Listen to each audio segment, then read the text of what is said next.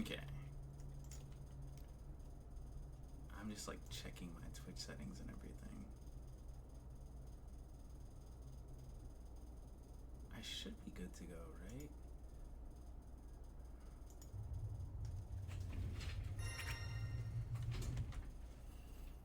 Hey, what's up? Yeah, I guess people caught on to me being live. Hold on.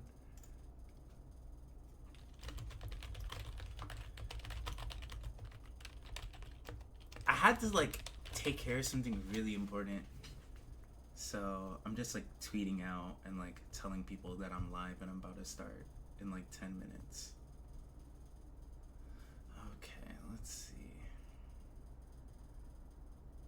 So I'm mainly just taking care of everything right now, but I hope your day is going well. Yeah, sometimes real life stuff happens. It just be like that, which is tough for sure. Cause you know, no one likes being late, or like no one likes. It's nice when you're able to be punctual or be on time for something, right?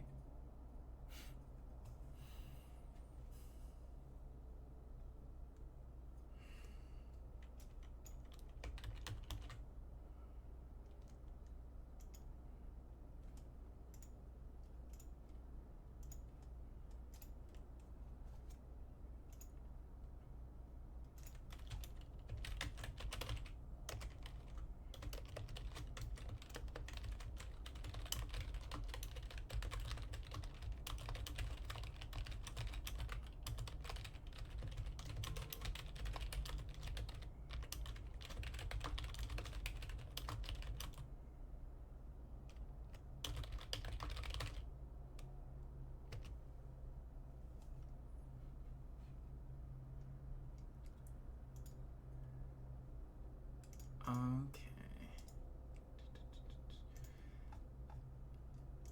Let's see.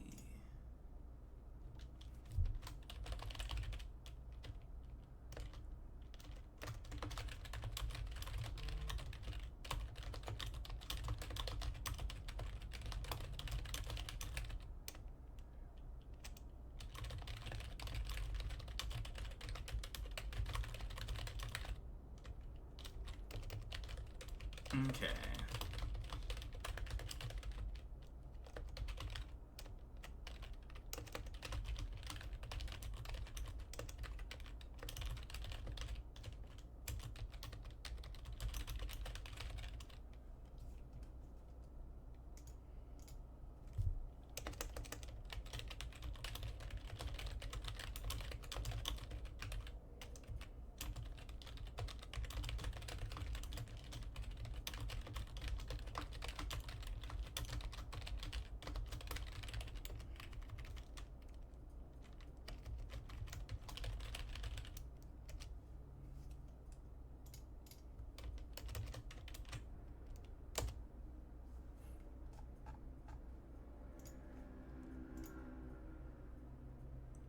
Yeah, Ferry's one of the characters today. Okay.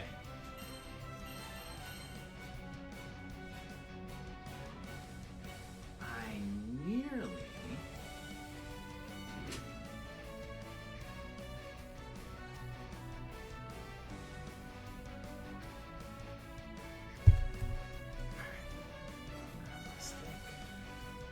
Well, my hip lock's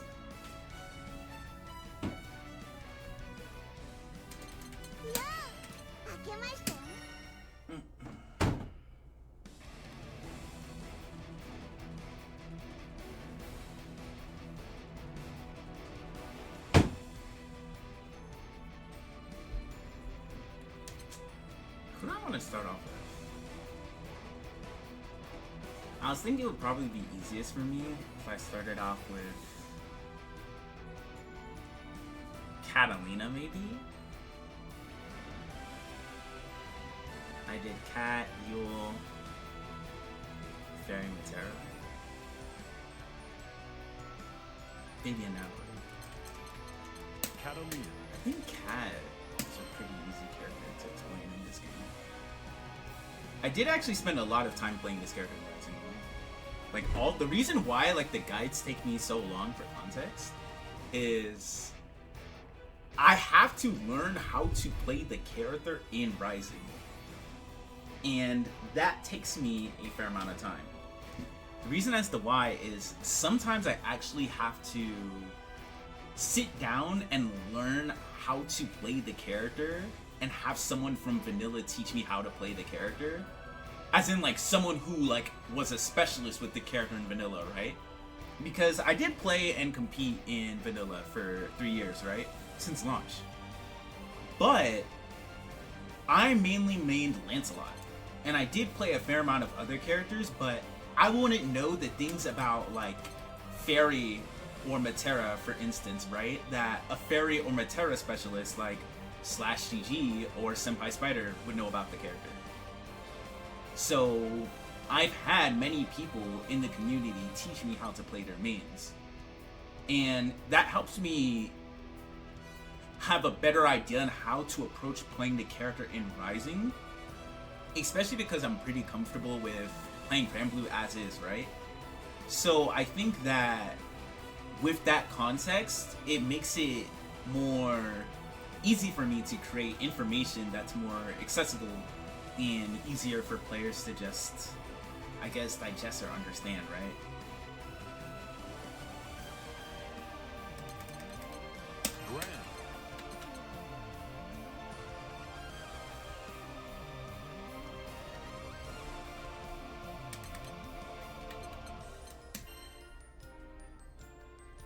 I could pick the cat mirror for this because I think she'll be pretty helpful for showing off certain things, but I think Gran is also pretty valuable too. Alright.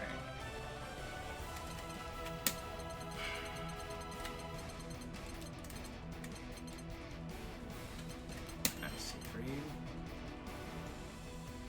I like Siegfried's theme a lot. Albion. We could just grab that. Katalina versus Gran. Alright, I'm just gonna make sure all my settings are alright. And I'm just gonna wait like 2 minutes. And then I'm probably just gonna start with that.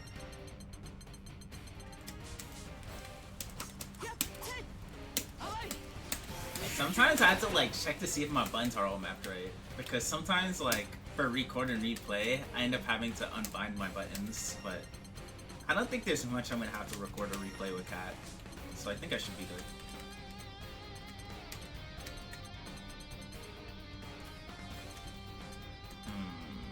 I guess I'll just only show my inputs. Alright.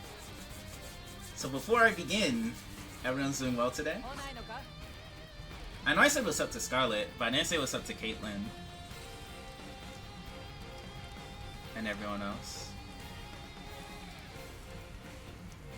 Yeah, the OST goes really hard.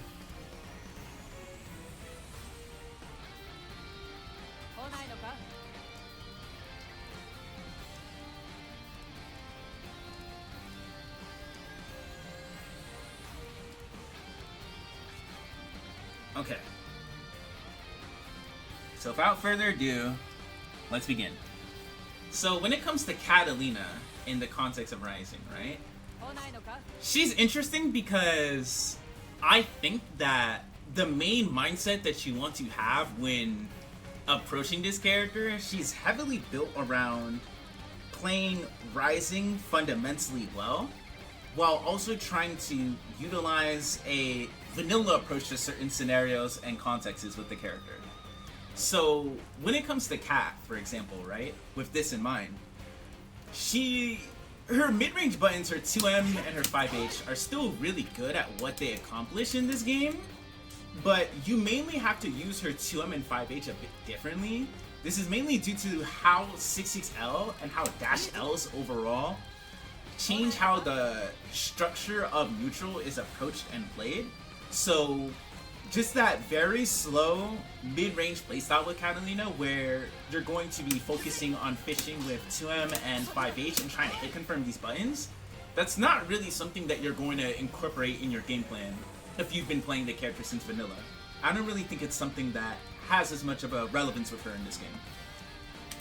It is something that you can opt to do in the corner when you're trying to hold the corner, but due to them making Dre a lot safer on block, usually you're going to be canceling into droid or buffering into droid from like 2M or 5H based on the situation.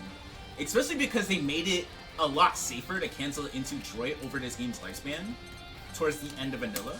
So for example, as you can see here, this is only -5. But early on in vanilla's lifespan, if Kat did this, she died. So her ability to check people for trying to commit to things or being more aggressively in mid-range with 2M and 5H is still really good.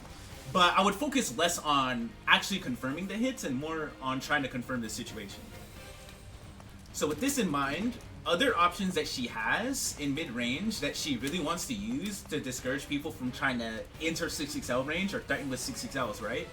Because 6XLs are a big part of neutral that enables people to transition from neutral to offense, right? So not only can she check someone with 2M and 5H to discourage them from doing this, she can also threaten with fireballs at around these distances, especially because her fireballs at these spacings are a bit harder for the opponent to threaten with jump against them, as well as space droids at this distance are hard to effectively counter. Number one, not only are they pretty safe at the tip, number two, if Kat threatens with droid at these distances, generally speaking, your opponent, they have to try to commit to either trying to whiff punish the droid, react to the droid, or do something to aim to counter the droid. If you get used to utilizing droid well with Katalina, this is something that a lot of players will struggle to adjust or adapt their game plan around, because just the threat of having a safe forward advancing attack just changes the dynamic of neutral a lot. So it's really, really important to get comfortable with utilizing light droid and medium droid in mid-range. Medium droid less so. This move is interesting because it used to be a bit better in vanilla. The reason as to why is, just like vanilla, there's still wall bounces on counter hit. So if they get hit by this when they're relatively close to the corner, they die. But the reason why I say it's not as good as vanilla relatively is mainly due to them over the course of vanilla's lifespan, making her light droid safer on block. Generally speaking, because medium droid pulls her hurt box back too before she initially does it, it was easier to make the medium droid safe, right? But the medium droid has a slower startup. So generally speaking, because they made the light droid safer, the medium is a bit more niche in this game overall. Especially if you only played a good amount of vanilla around Season 1-ish, then medium droid isn't really going to be something that you're going to be utilizing a lot in your game plan as Katalina. Maybe in the corner, of course, due to being able to threaten with the counter hit wall bounce, but otherwise it's not the strongest thing that Katalina can threaten with. So another option that is very important for Katalina is her 6XL. Granted, of course, 6XLs can be really strong with the entire cast, right? But not every character has good post 6XL options on block or on hit, as well as each character plays the 6XL RPS differently. In the case of Katalina, her dash L is actually quite good, in my opinion. Not only does it go really far, her 5L reaches very far, generally speaking, will connect on crouching opponents and is +1 on block. So the reason as to why Katalina can play this RPS well is she has the tools to be able to effectively RPS and mind game opponents after they block the 6XL. And that is like a really key thing if you want to succeed with this character. You have to be comfortable with RPSing after 6XL. So what exactly I mean by that is, if they block the 6XL, and you think that they're going to check a button, right? You think that they're going to press a button in this situation? Something that you can threaten with is 5L, right? You can threaten with counter hit 5L into 2M. Or you can even confirm the counter hit 5L into Raging Strike. I think doing the counter hit 5L into 2M is nice because this sequence, the 5L here is actually +1 on block. And her 2M is 7 frames and reaches really far. So generally speaking, this sequence alone will check many of the buttons and the options that your opponent wants to do on defense. And if they respect the 5L to 2M right after this, right? You can do things like 6XL, 5L, 6XL. Also, because your 6XL goes very far, it's very important because you actually don't have to commit to a button outright. As in, you don't have to commit to 5L to beat your opponent's option post 6XL. Based on the option that they commit to, like in this instance, right? Grand press is 5M. So because I can't walk back here, I'm going to be more inclined to try to use 5L to counter it. But say in this instance, if Grand Press is a 2L, right, to try to check me with a faster option, if I space out my 6XL well enough, I can do things like 6XL into delay 6XL, which leads really high reward with Katalina. If you time it well. Let me see if I can get it. Oh shit, I had it. There we go.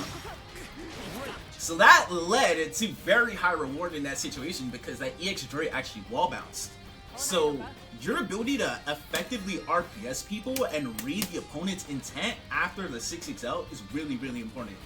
6XL, 5L, 6XL, 6XL, walk up throw.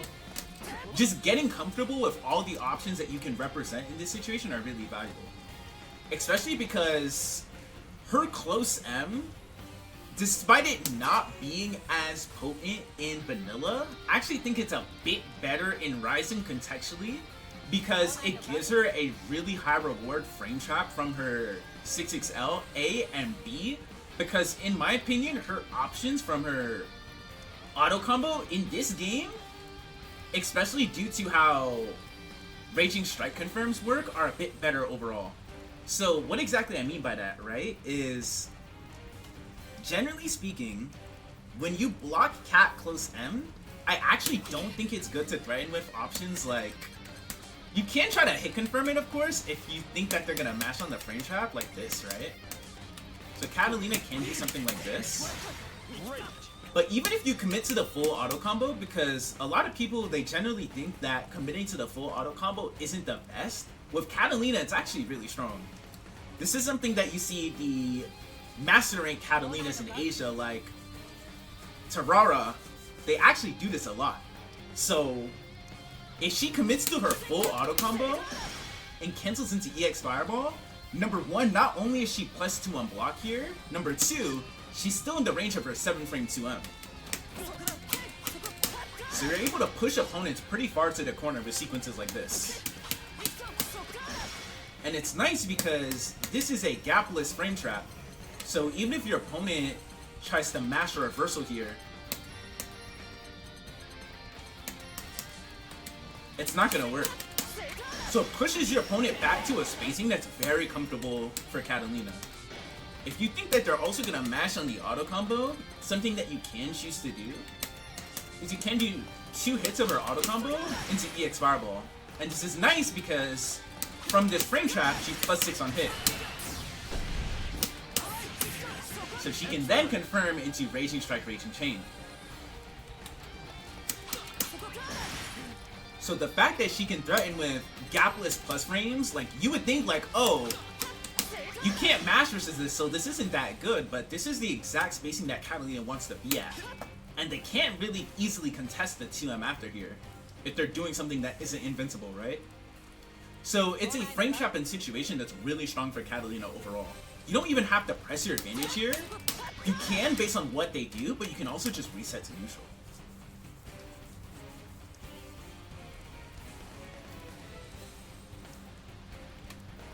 So also when it comes to this character, her anti-airs are still really strong in this game.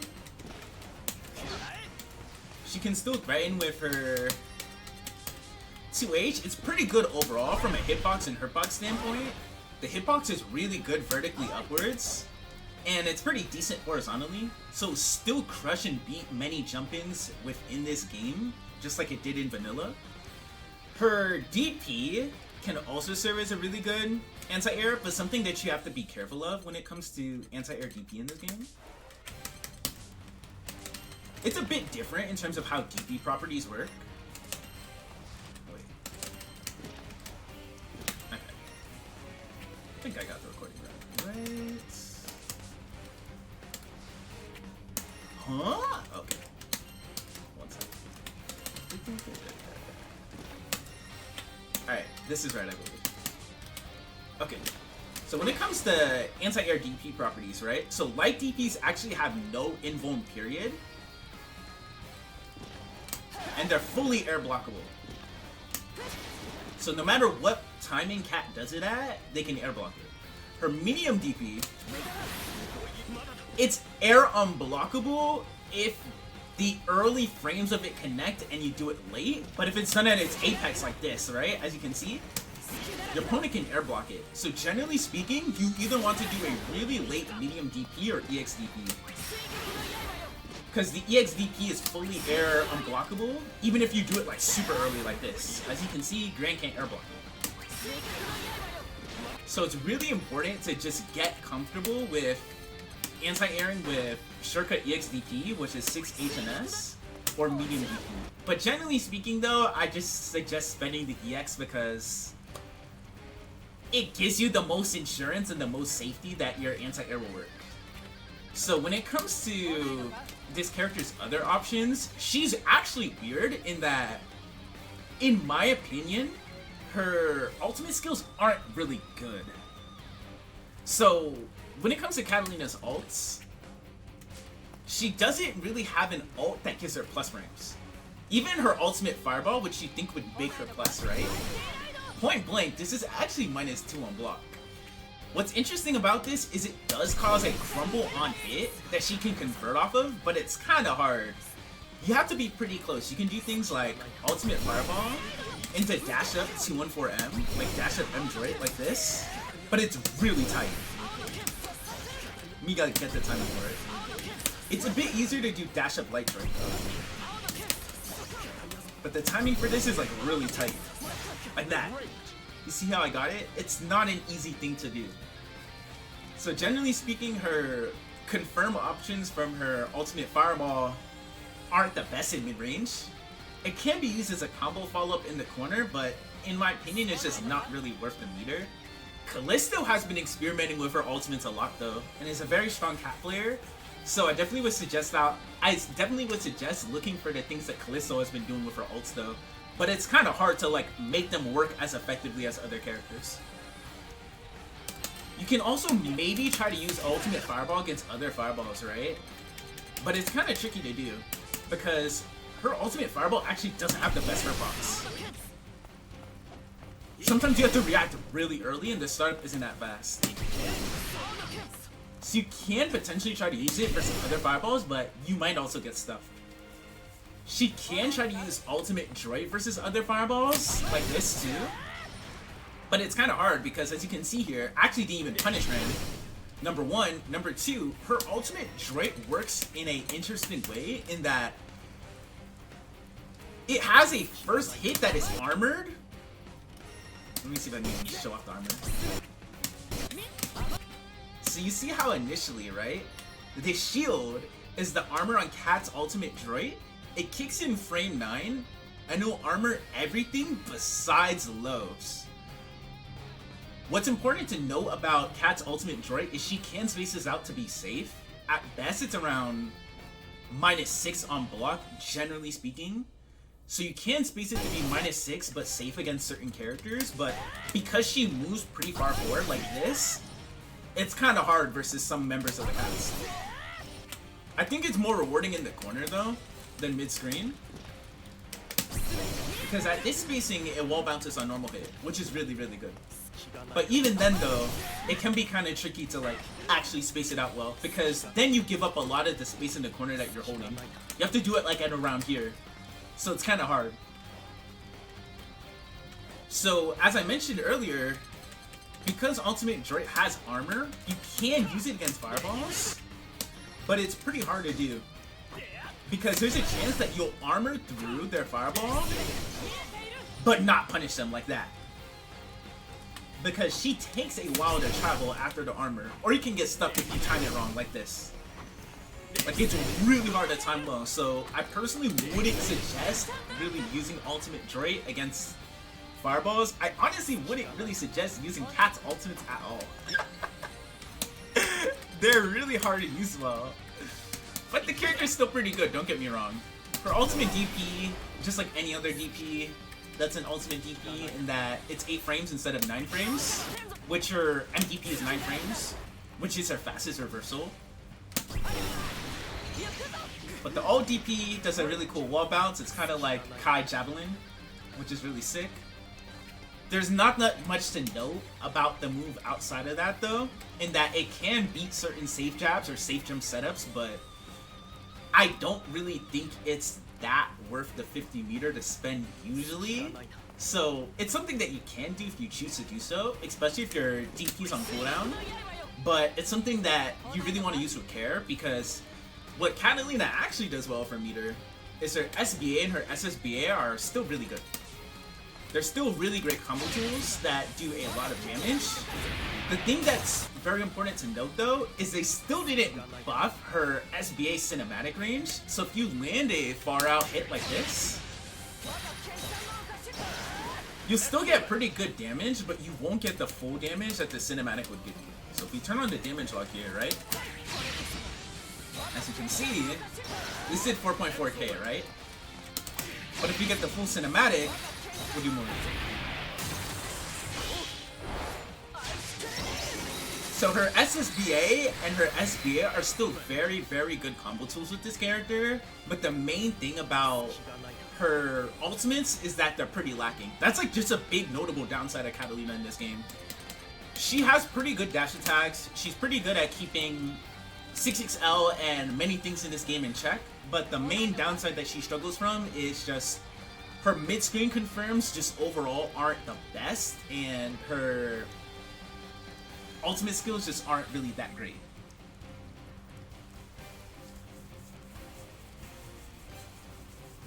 So the very last thing that I would actually cover with this character before I get into questions, because there's honestly just like 1 or 2 more things.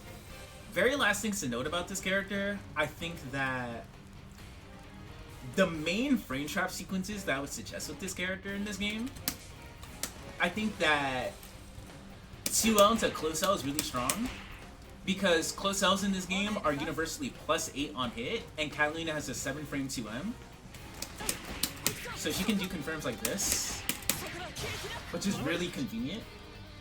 And it's a really nice frame trap option too, because this whole sequence actually frame traps the opponent.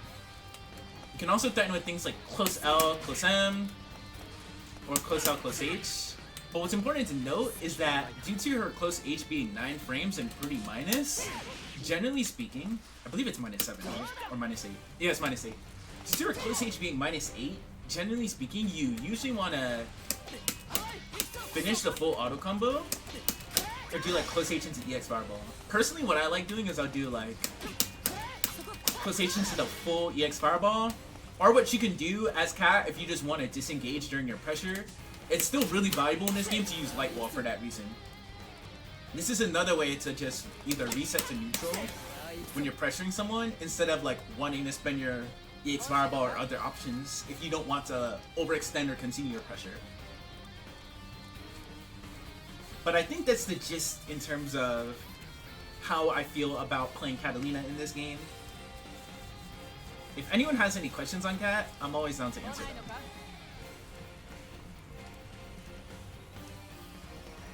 But now let me like read the chat, and if y'all have any questions, like I can answer those before I go on to the next character. Yeah, it's hard learning multiple characters. So when it comes to that, Caitlin, it's pretty interesting. So generally speaking, right, I kind of want to... I initially planned to solo main Lance in this game, right? Because that's my boy, right? That's the character I've been playing since vanilla. But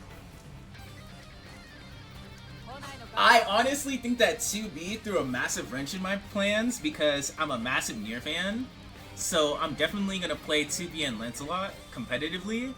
But because I think that Rising is just a very different game from vanilla, and because I played vanilla for a really long time, I wanted to approach this game with the mindset of just, okay, how exactly do each of these characters play Rising, and better understand what is similar and different about their toolkits, because I didn't want to just rely too much on my past gameplay knowledge and get,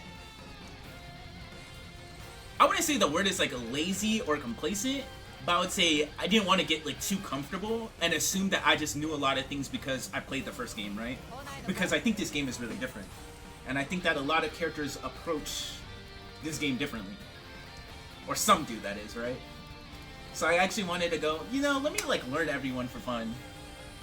So I can A, help people, and B, actively try to just better understand the game as a player, right?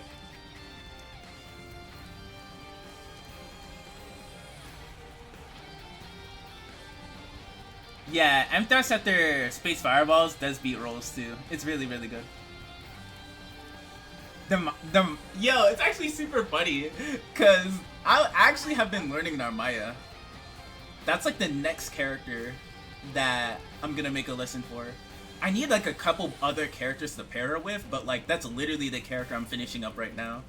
I just need to look into Narmaya's ult a bit closer, and then I'll go on to someone else. But I'm basically 90% done with Narmaya right now.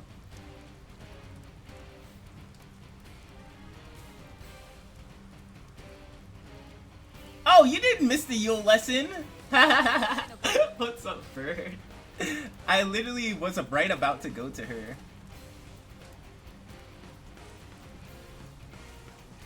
Using alt skills is definitely a bit tricky with certain characters. In terms of what matchups you want to use them in. Yeah, Nilla and Narm are sick, yo. Alright, let's go on to Yuel.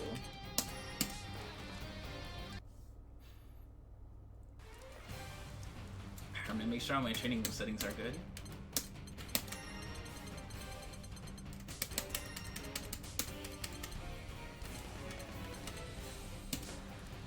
I usually just hide the frame data display because I think the colors can sometimes be a little distracting for players. Especially because I know all the frame data, or I know a lot of the frame data already, right? Alright. Let me just double check again. Okay, I have my inputs on. Alright, so Yuel time. So when it comes to Yuel in this game, right? Or for people who aren't familiar with Yuel at all, I'm going to try my best to give a very comprehensive overview of the character because I think that a lot of people tend to pick this character and want to gravitate towards this character. This is honestly the most requested character I've been asked to do a guide for. But I think that it's pretty valuable to understand that although her game plan is simple, it's important to internalize why it is strong and how you want to think about playing this character with everything in mind. So for starters, right, Yuel's 5M is probably the move that you've heard about in passing, or if you've been playing the character, you've been pressing the move a lot because people have been telling you to press the move a lot, because it's a very strong move. So for context, right, her 5M, her far medium, 9 frame startup, hits twice, both hits are special cancelable, right? But it's -7 on block. What's good, dog? -7 on block. The reason as to why this is strong, right? You sit there and go, oh, it's -7, right?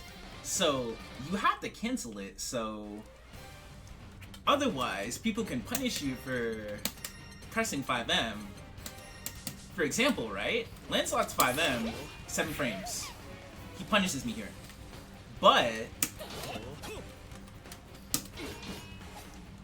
see?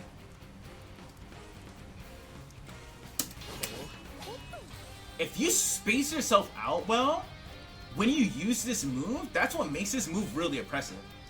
Yuel 5M, even though it's -7, the frame data is very much based on the spacing and the situation that you're in. So what you can do to someone if you space this move out well, especially if the character doesn't have the best reach, is this. 5M, walk back, 5M. Like this. It is very, very strong to get comfortable with doing this.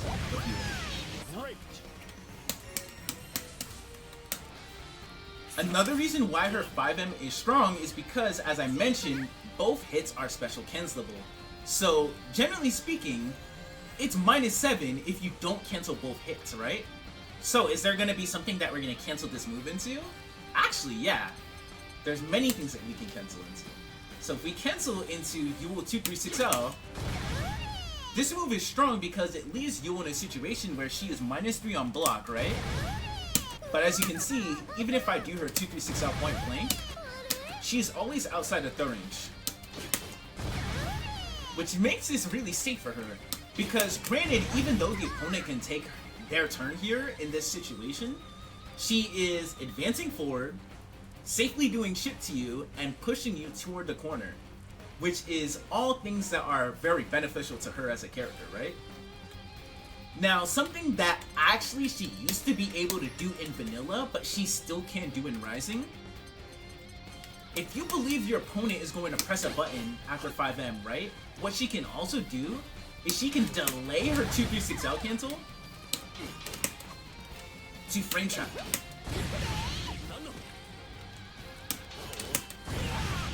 You see how, like, that time there's a gap and that's frame trapping them? But this time there's not a gap because I canceled immediately.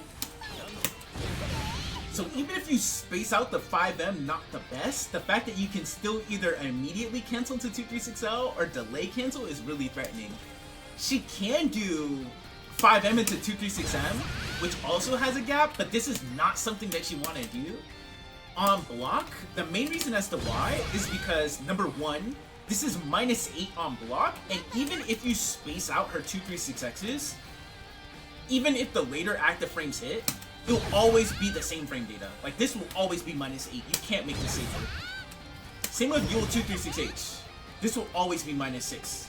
This used to be safe in vanilla on block, but it's no longer safe on block. So, you only want to go into 236M and 236H on hit. So what you want to get used to doing is you want to put the dummy on random block in training mode, right? And do 5M. If they block both hits, cancel to 2360, but if they get hit,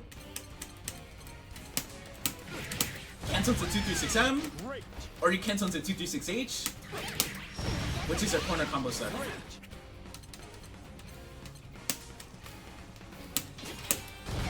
So this is something that takes practice to get used to, but if you get comfortable with it as Yuel, it is really, really strong.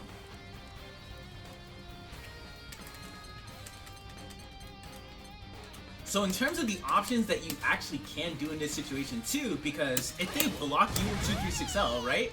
You're sitting there like, oh well, I'm -3 here, so I'm always giving up my turn if I'm always doing this on block. Well, not necessarily.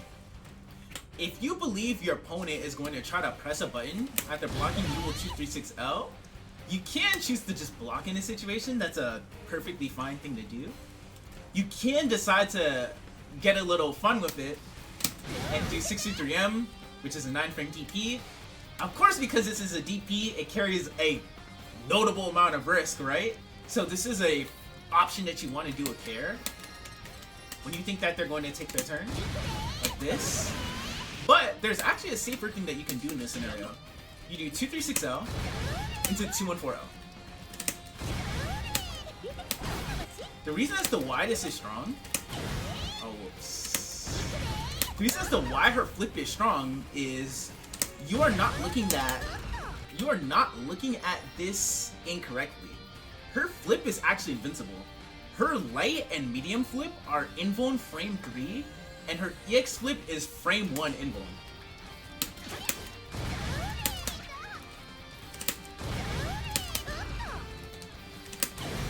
So this enables you to back up and reset to neutral.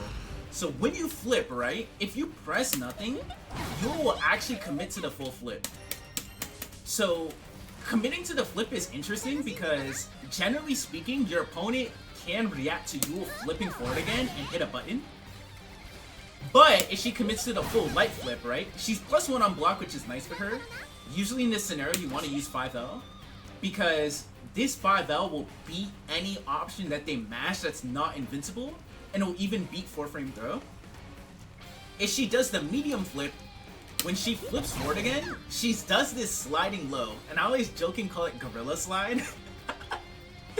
It's a nice move to do from afar because not only does this go under a fair amount of fireballs, because for example, it can actually go under Lancelot's. Not only does this go under a fair amount of projectiles, but she can space this out to be safe on block. If you do it around this spacing, the safest she can space this out to be is -3 to -2 on block, but point blank, this is -7 on block. What is important to note about this move is that it actually hits low. It hits low, and if the later active frames of it hits, so basically if it hits from further out, or if it counter hits, she gets a combo. Generally speaking, she'll get a close M or a close H. She can do something like this. At least I can time it. But a close H can be like a bit trickier to time on normal hit, so I usually just suggest close M for that reason. But it's a really nice move to threaten with in neutral, especially if you get used to spacing this out well. This move is really, really good. Her 214H is a flip that has 2 follow-ups though. When she does her 214H, right, what she can decide to do is she can decide to do the full flip and press nothing. If she does the full flip and presses nothing, she's +2 on block here and she's in throw range, which is very, very good. But as you can see, when she does a light flip, she's not in throw range, even though she's plus. It's important to note that 214H, if she does the full flip, won't always be in throw range. It usually will, but it depends on the spacing that you do it from. So if I do it at this spacing, for example, like right here, I'm plus here, but I'm not in throw range, right? So it's still a really good move that Yuel can use to reset pressure if the opponent's mental stack is really overwhelmed. But generally speaking, because it's not too hard for your opponents to check Yuel flipping forward. Generally speaking, you're usually using the flip to back off in neutral or on defense because, as I mentioned, these are invulns. Like, these are actually really strong reversal options. So say if Lancelot is trying to pressure us like this, right? What we can do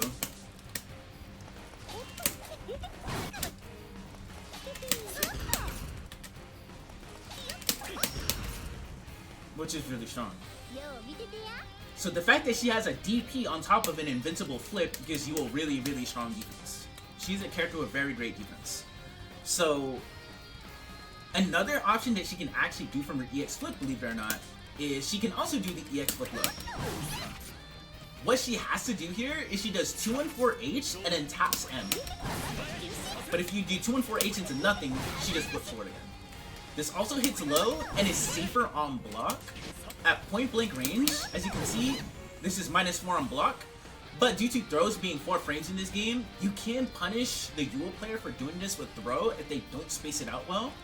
But if she does it at around 2M distance, that's always what I call the sweet spot for this move. If you do it at around the tip of 2M or outside its max range, it will be -3 on block or better. As you can see, that's -3. So you won't get punished for throwing this move out if you space it out well. You can even space it out to be plus on block if you do it at round start distance, which is pretty fun, right? And just like the normal version of 214M, leads into a combo on hit, which is really, really good. So Yuel's flip is very strong in neutral, on defense, and on offense because you can use this as a means to back off. Because say if you don't always just want to be close to the opponent, after every single time you do this move, you can just decide to commit to 214L to just reset to neutral. And what I'm actually doing here to end the flip is you can flip and hit you for any of her flips to enter her stance, and you tap you again to exit the stance. So this is the safest thing to do out of flip. Is to just enter the flip and then exit it.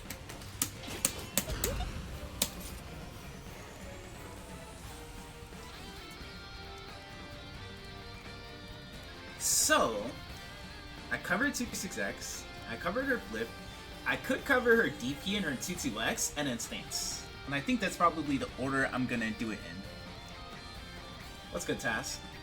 So, when it comes to Yuel's DP, is just like any other DP where her fastest invuln option is her 9-frame medium DP. She can use her 8-frame alt DP if you want an option to disrespect safe jumps or certain safe jabs, but again, it's a 50-meter investment, and I think that if you want to disrespect someone's pressure or Oki, I also would encourage just using flip rather than trying to feel more compelled to using the ultimate reversal, because that's 50 meter, and I think Yuel uses meter really well in this game, so it's something that you want to be a bit more mindful of. And just like Katalina, her EXDP, 11 frame startup, but fully air unblockable. The big thing to know about her DP though, when it comes to Yuel's neutral, is her DP actually doesn't go that far horizontally, as you can see. Like, she barely goes forward. It's like, where are you going, homegirl? Homegirl going nowhere. But it goes really high up in the air, and it's fully air unblockable, so it can be useful sometimes, right? But what is really strong about this character, though, is her 2H is actually a very, very fantastic anti-air. The main reason as to why is her 2H inside stance and her 2H in general.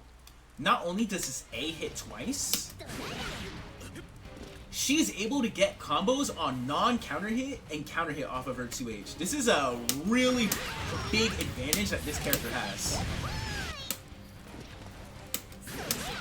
You see how Lance is not pressing a button in the air? Yuel does not have to do 2H Raging Strike to convert off of non-counter hit anti-air. She can always do 2H into 2H. The fact that she can threaten with this is very, very strong. So with Yuel, it's really important to get comfortable with getting used to your 2H combos as the character, as well as getting used to 2Hing in situations where you see your opponent jump, because her anti-air is really high reward. And if your opponent jumps at this, the character is really scary for them to do. So when it comes to Yuel's 2-2X, this move is actually kind of interesting. So as I mentioned earlier, right, her flip actually isn't the best way for her to secure plus frames, because it's something that can be done, but it's a bit easier for your opponent to react to. The 2-2X is actually kind of hard to react to. So her 2-2L, right? This actually is not plus on block. 21 frame startup, 0 on block. The only reason as to why people use this is it can frame trap from certain things like close H. And because it's 0 on block in this game, it's nice because you can enter stance after this and RPS them if they block it. Because the reward on counter hit now is really good. Okay. So from close H, right? Hits 3 times, and she can cancel it. If Yuel does close H into 2-2L, as you can see, the 2-2L frame traps the opponent's mash here. She's plus 8 on block, so what she can do here, 2M, 2-3-6L, or 2M, 2-3-6H. So her reward from this frame trap is actually very, very good in this game. And because it's 0 on block, the reason as to why this is really good is even if the opponent blocks this, she can kind of confirm the situation and see if they blocked it or not. This is something that's like a bit more advanced, but you can set the opponent's action in the counterattack sections to neutral, which means that they do nothing. So I set Lance here to either mash 5L or do nothing. So I'm going to do the close H into 2-2L frame trap. If Lance mashes here, I go into 2M. But if he does nothing, I can just go into stance like this. And this is good because she's able to go into stance in a 0 on block situation. So this is something that's a bit more intermediate or advanced with the character, but if you incorporate it into your game plan, it's really, really strong. So Yuel's 2-2M is really good because even though it's 31 frames to startup, it's actually plus 4 on block. It's plus 4 to plus 5 on block. It's extremely plus. The reason as to why this is good is she's plus on block, she's in throw range. Generally speaking, usually doesn't move, so she can threaten with strike though in this scenario, which is strong, right? On top of the fact that even though this doesn't cancel I mean, this doesn't frame trap from any of her buttons.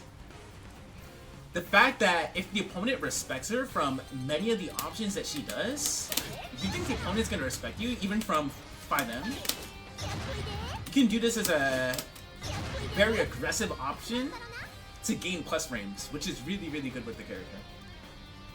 And what you can do in this scenario is you can do 5L, 2M, 236L, you can do things like 5L, 2M, flip.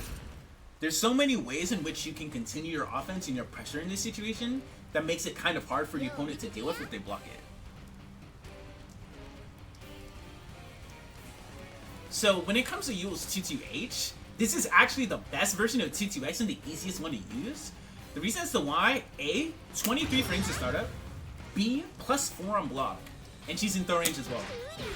This also will frame trap from close H, which is really, really good. So you can go for very high damage combos and confirms from this. What's important to know about Yuel 22M and 22H too, on this note, is if they get hit by this move, she's really plus on hit. On 22M, she's +9 on hit, and on 22H, she's +8 on hit, as you can see. +8. So even if they get hit by this move, she gets a combo, because her close H is 8 frames, which is really, really strong. So her 22X series leads to really great reward on block and on hit. I heavily suggest using close H 22H because it's frame traps, as well as just canceling buttons into 22H in moments where you think the opponent respects you.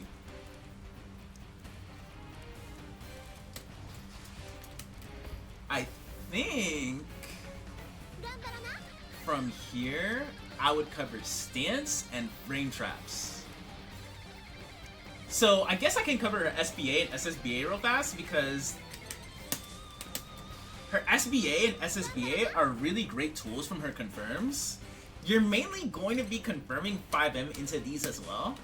As I mentioned earlier, in that you can confirm her 5M into 236M and 236H on hit, right?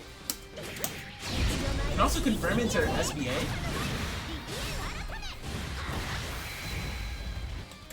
Or her SSBA. The thing to know about this super, so when Yuel hits you with this super, she vacuums you in, right?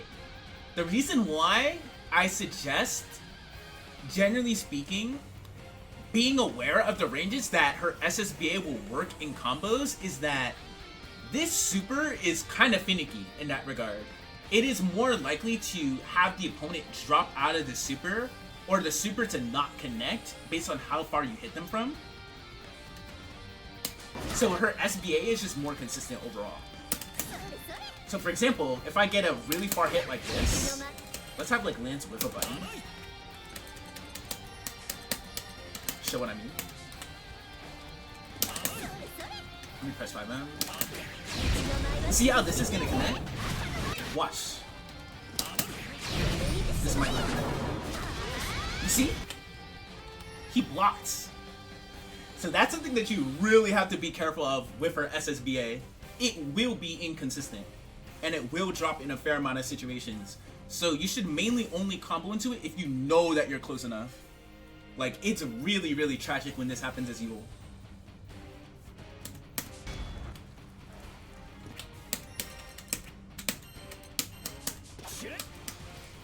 Okay, so then we are going to go into frame traps, stance, and her ults. Her ults are pretty easy to explain. So let's go into her frame traps and stance first. So when it comes to Yuel's frame traps, I think the main ones that are really good in this game, close L, close H is really good. This is because close L's are universally +8 on hit, and Yuel has an 8 frame close H. So this is strong because it's a frame trap on block and on hit. It's a frame trap on block and a combo on hit. As you can see, frame traps Lancelot's mash, and if Lancelot gets hit by this, even on non-counter hit, on standing, you still get a combo.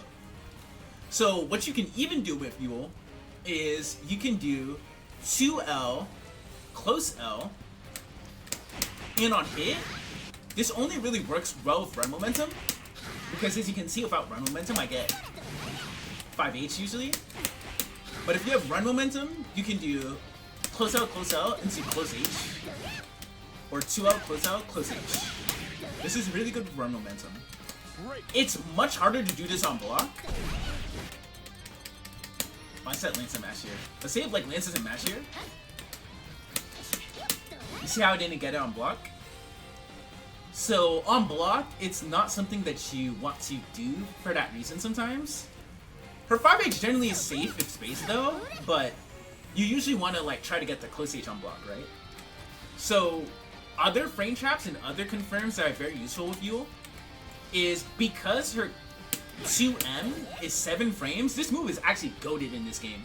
So because her 2M is 7 frames and her close out is +8 on hit, she can do 2L, close L, 2M into 236M. So she can now do lights into knockdown a lot easier in this game. This is really, really strong with Yuel. You can also do this from close out, close out.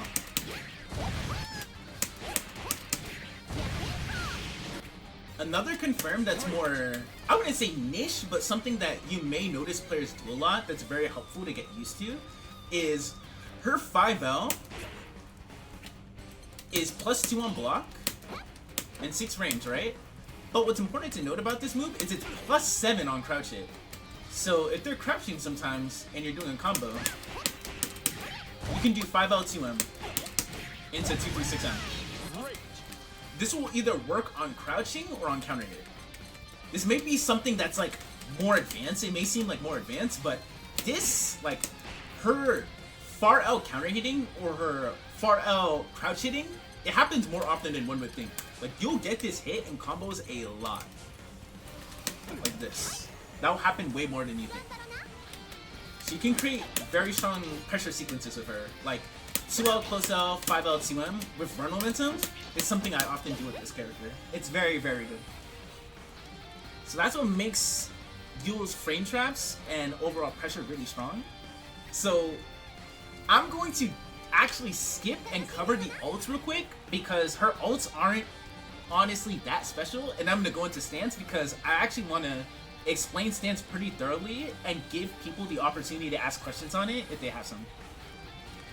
So when it comes to Yuel's ults, to quote Rixia, they're honestly pretty honest ults. So her 236U is probably her best one. She basically just does her 236H in that, her vanilla 236H in that hard knockdowns on hit and it wall bounces, even on normal hit, which is really good. The startup is pretty quick, and it's always -4 on block and always outside of throw range. Like as you can see, if I do this point blank, you can't throw punish it, which is really, really good. When it comes to her 2-2U, honestly, the best way to describe this ult is it's only really something that you use in combos. There's certain Yuel confirms such as 2L, 2-2U, but that's something that's more advanced that you don't really have to be that concerned about out the gate. Her ult DP, which is something I already covered, it's an ultimate DP.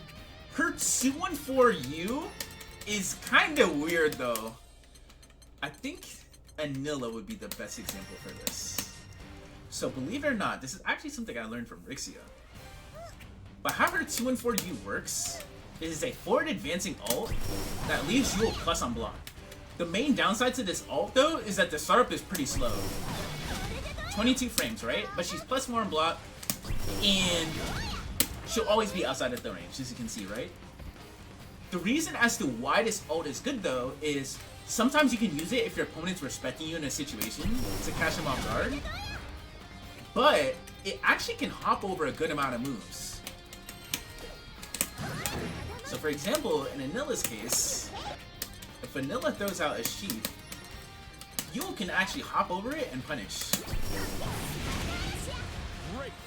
And the fact it gives a really nice reward on normal hit or counter hit is really, really good. But it's kind of hard to use in terms of relative to just other more oppressive ults. Her ults are like pretty okay, all things considered. So with this in mind now, let's now get to the fun part. The stance shenanigans. So, as a disclaimer, before I get into this segment, stance is not something that you need to know if you want to play Yuel well, but it is a very helpful thing to just at least know how to use at a very basic level, because I think the RPS with stance in this game is a bit A, simpler, and B, her stance options are just overall stronger and more impressive. So for starters, this is Yuel's stance. She enters it by hitting 5U, when she recovers from any of her specials, or she can just do it raw by hitting 5U. She cannot walk, as you can see me trying to input walk back and forth during this stance. I can't walk. She can back hop, or forward hop. Back hop is 17 frames, forward hop is 14 frames. What is important to note is she cannot block during this stance, but she auto blocks mids. That is an auto strike, and it works versus any mids. It does not work versus projectiles.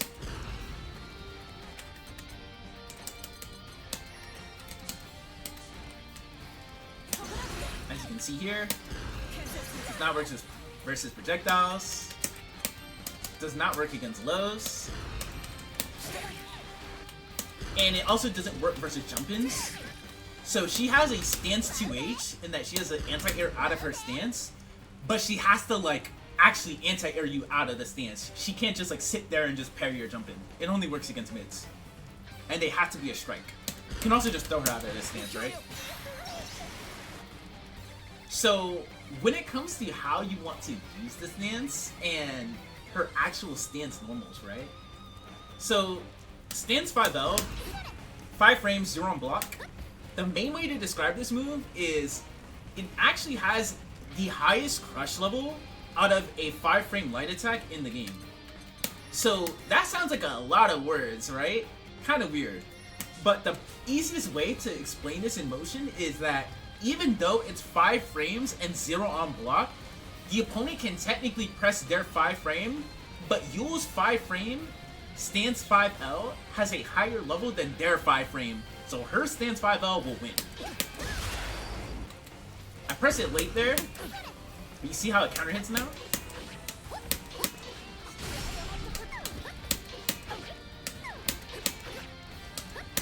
That's what makes it a really good move. Her stance 2L, generally speaking, this is basically the end of her stance pressure usually because it's -3 on block and it moves her forward. So generally speaking, when she does this move, she'll usually be at a range where the opponent can check her with a low in this situation. And because she's -3 here, it's harder for her to actually RPS you with stance after stance 2L. But admittedly, what's still really good about her stance 2L is the fact that in the corner in this game, it's actually way better in Rising. So in the corner in this game, if you counter hit the opponent, generally speaking, this will be if you think that they're gonna press a button after, say, a stance 2M, like this. Hold on, let me have Kirkbuck. So we set Cat to press a button after stance 2M, right? If you are close enough, she can exit stance after the stance 2L and then do a close L. Let me see if I can get it.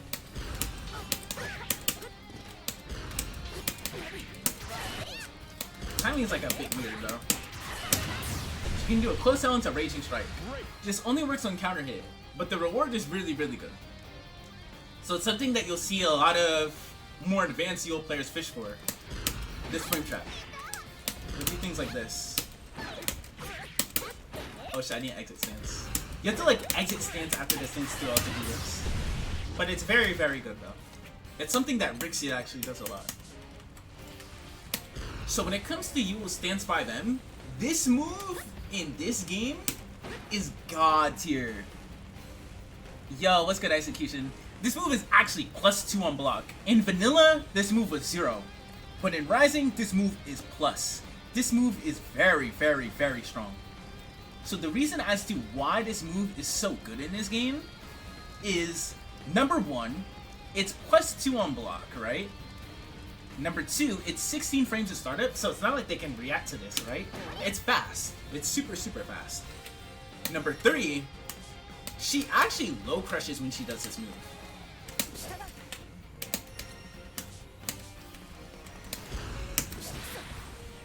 And it'll always be +7 on hit and force crouch.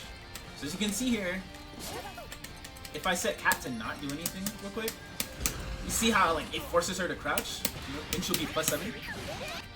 So the fact you get a combo from it on normal hit is really strong. And it'll crush their lows because she's actually airborne during this. And number 2, it actually beats their throws. So if you want to see a little cute throw setup that I go for with it, I'll show it at the very end as a little cute treat. But this throw crushes, it low crushes, and it's plus on block.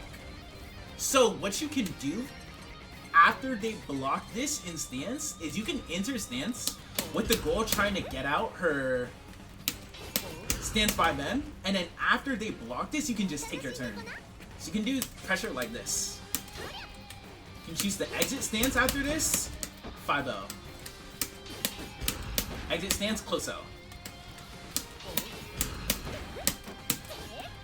So it enables her to not only continue her pressure, but it makes it hard for the opponent to contest her in this situation. Even if you space this move out, actually, the rabbit hole gets deeper in that if you space this move out, it's actually even more plus. At its tip range, it's up to +5 on block. So the fact that it is more plus, based on the spacing that you're at, still makes it so even if you're outside of throw range, it's really threatening. But on block point blank range, this also leaves you in throw range. So you can threaten with strike throw here too. So this move is really, really good.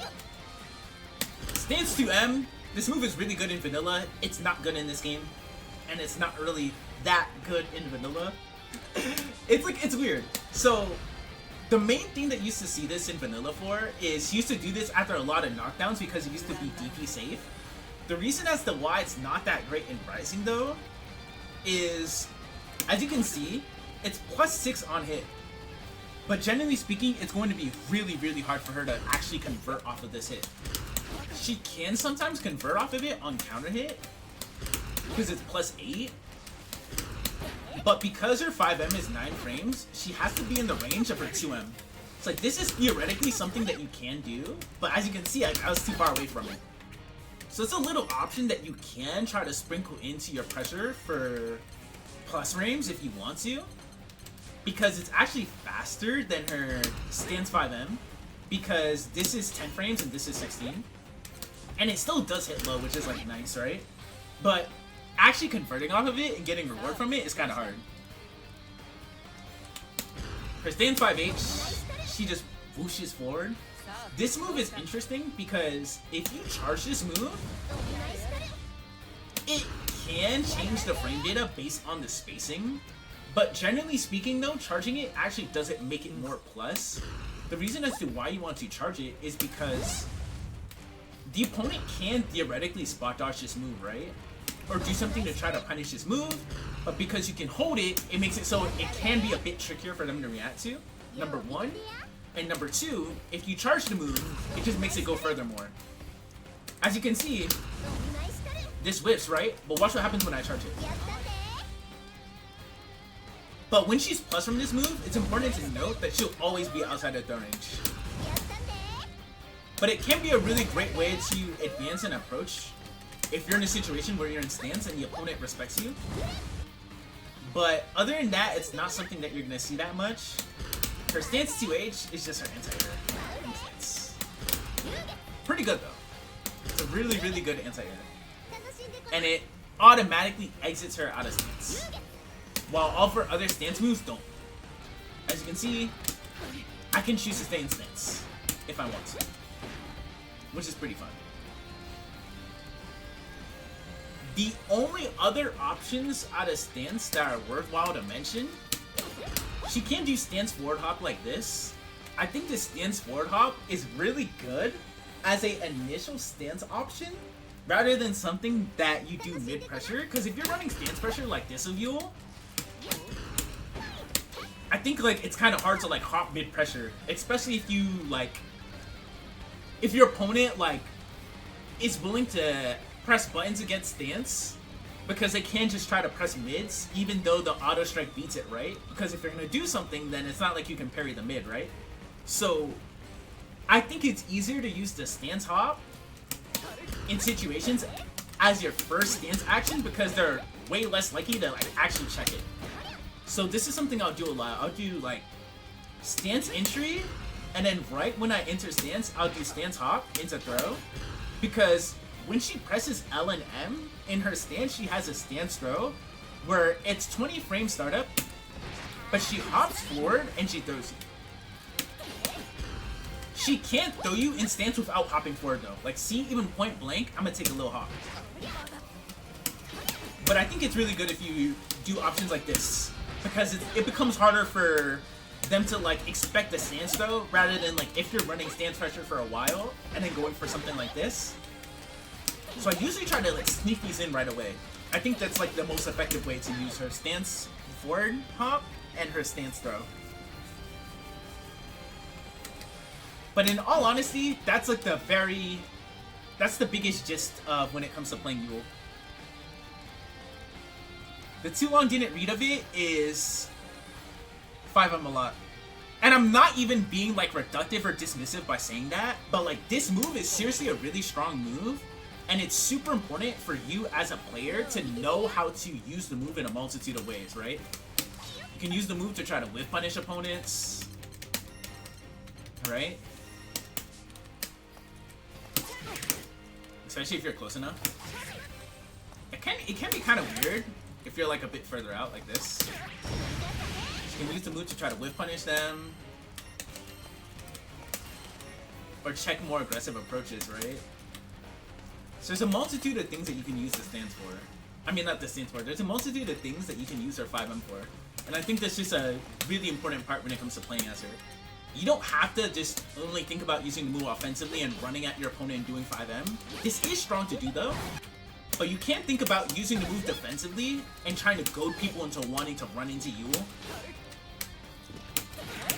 and checking their runs like this. It is very, very key with this character to know how to press 5M well and know the right situations to use it in. This move is like seriously godlike if you use it well though.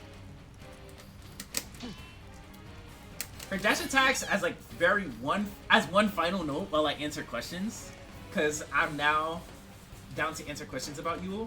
The very final thing I would say about this character, her 6XL is actually quite strong, but it's a bit overrated in that it goes really far. Even it actually goes further than her 5M. But the downside to the move is that, generally speaking, because her only 6 frame normal is her far L, well, it's her furthest reaching 6 frame normal, that is, right? For that reason, she's not always going to be at a range where she can actually convert off of her 6XL. So it's a really good 6XL, do not get me wrong, but that's what kind of limits its overall potential. But this move is still godlike though. Her 6XM is also a really good dashing low, because not only does this go very far and hits low, it's really trivial for her to make this safe, because it has a fair amount of pushback and the hitbox on it is pretty big. So as you can see, it's -8, right? Katalina has a 7 frame 2M. Watch this. This is one of the easier 6XMs to space out well. So I heavily suggest like getting comfortable with using it. Her 6XL and 6XM are actually really, really good. 6XM more so though. But like that's the gist of Yuel as is.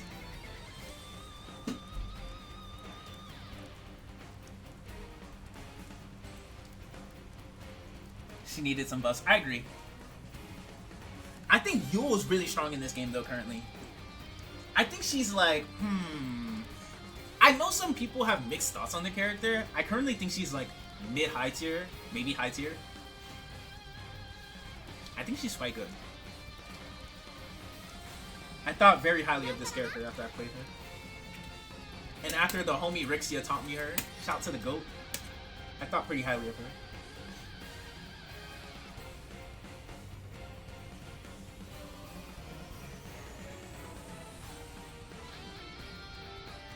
He's got the same issues as Zeta when it comes to 6XL. Yeah, Zeta her 6XL is really strong in terms of the range it covers, but not at every range her post 6XL options are that strong. Like, she's kind of weird in that regard. Like, Zeta, in my opinion, I think she's a strong character, but I think she's mainly carried by just really ridiculous ultimate skills. Her ultimate skills are turbo OD, but she's definitely, like, flawed in certain areas, though. I do think she's, like, top 5, though. Absolutely. But I don't think she's just a character who's, like, godlike at everything with, like, no flaws or, like, no caveats. I don't think that's any character in this game, though. I think we should go into Metera next, because I think Metera will take me less time than Ferry. So let me make sure my inputs... I should probably change the damn stage and the damn song. Y'all listening to Stinkery Theme for 2 hours. Let's listen to Sora's theme. Dang, I had y'all going through it. My fault. Okay. I don't need her frame data display right now. I'll show my inputs. Okay. Let's get ready. I'm just stretching my hands real quick.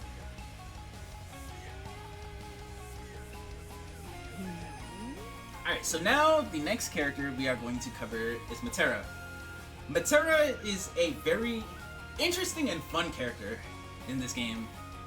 She's a character that I would heavily suggest to people who like playing a keep away, more defensive oriented playstyle while having tools and options that enable you to punish your opponent's mistakes and trick the opponent into doing things that you want to do that benefit you. So the main way that this character plays neutral, her neutral is heavily built around her projectiles and a few of her key normals. So for starters, I think the most important normal to mention with Metera that you'll see a lot is her 5H. Metera's 5H is a really interesting button in that this move actually is a projectile. Now what is interesting about her 5H is that the startup of this move is on the slower side though. It's 17 frames, but she can freely cancel it into her other projectiles and her other options.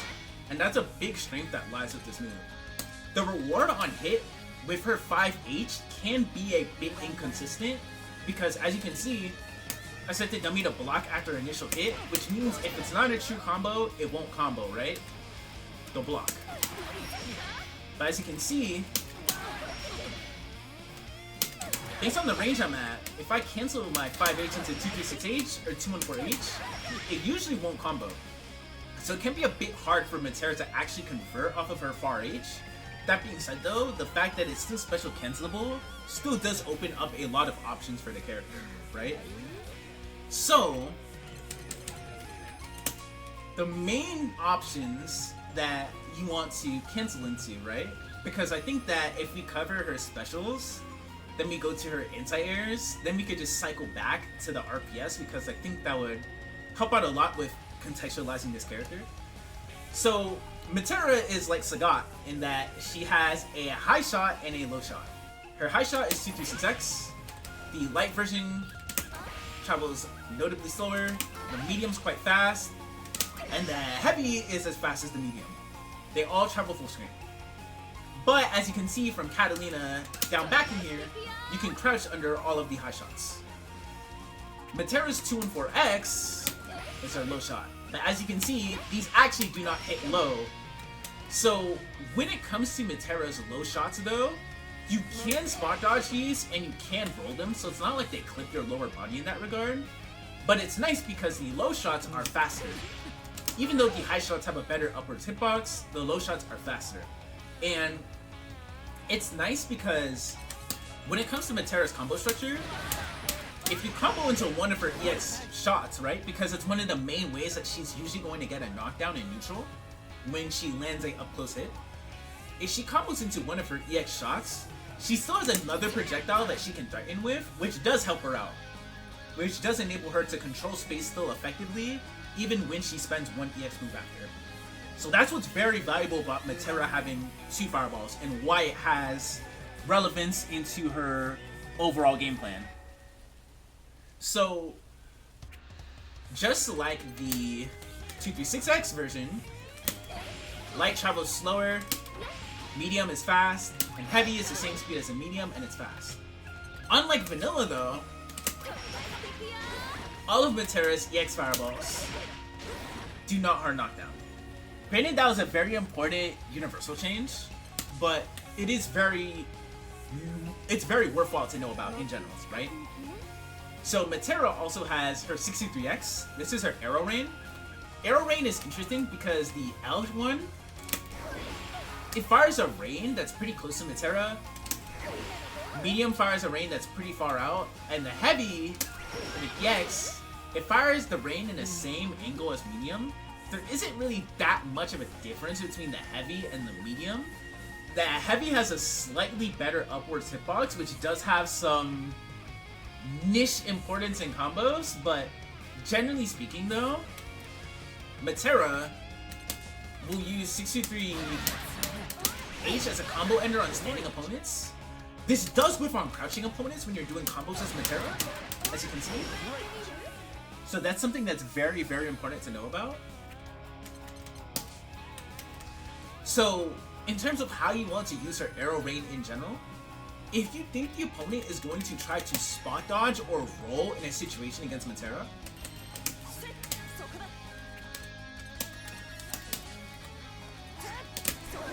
you can try to use the rain to preemptively call it out, like this, right? Which is really good. And what's nice about this is if they don't commit to it, generally speaking, say if they decide to do nothing here, right? There's still a possibility and an off chance that they can block the rain still, and Metera's really plus here. She's around plus 15 to plus 16, I believe. So generally speaking, if they block the Arrow Rain, she's freely able to do something else after it. And the chip on the Arrow Rain, as you can see, if you look in the top right hand portion of Katalina's life bar, it's actually pretty good chip. So that's a big benefit to Metera's Arrow Rain. So when it comes to another use case of this move, it can also function as a pretty good preemptive anti-air in situations where you think the opponent's going to jump. It can be kind of hard to use reactively because the startup isn't fast. So say if we have Cat just like jump at us and hit KU, I'm actually gonna get stuck.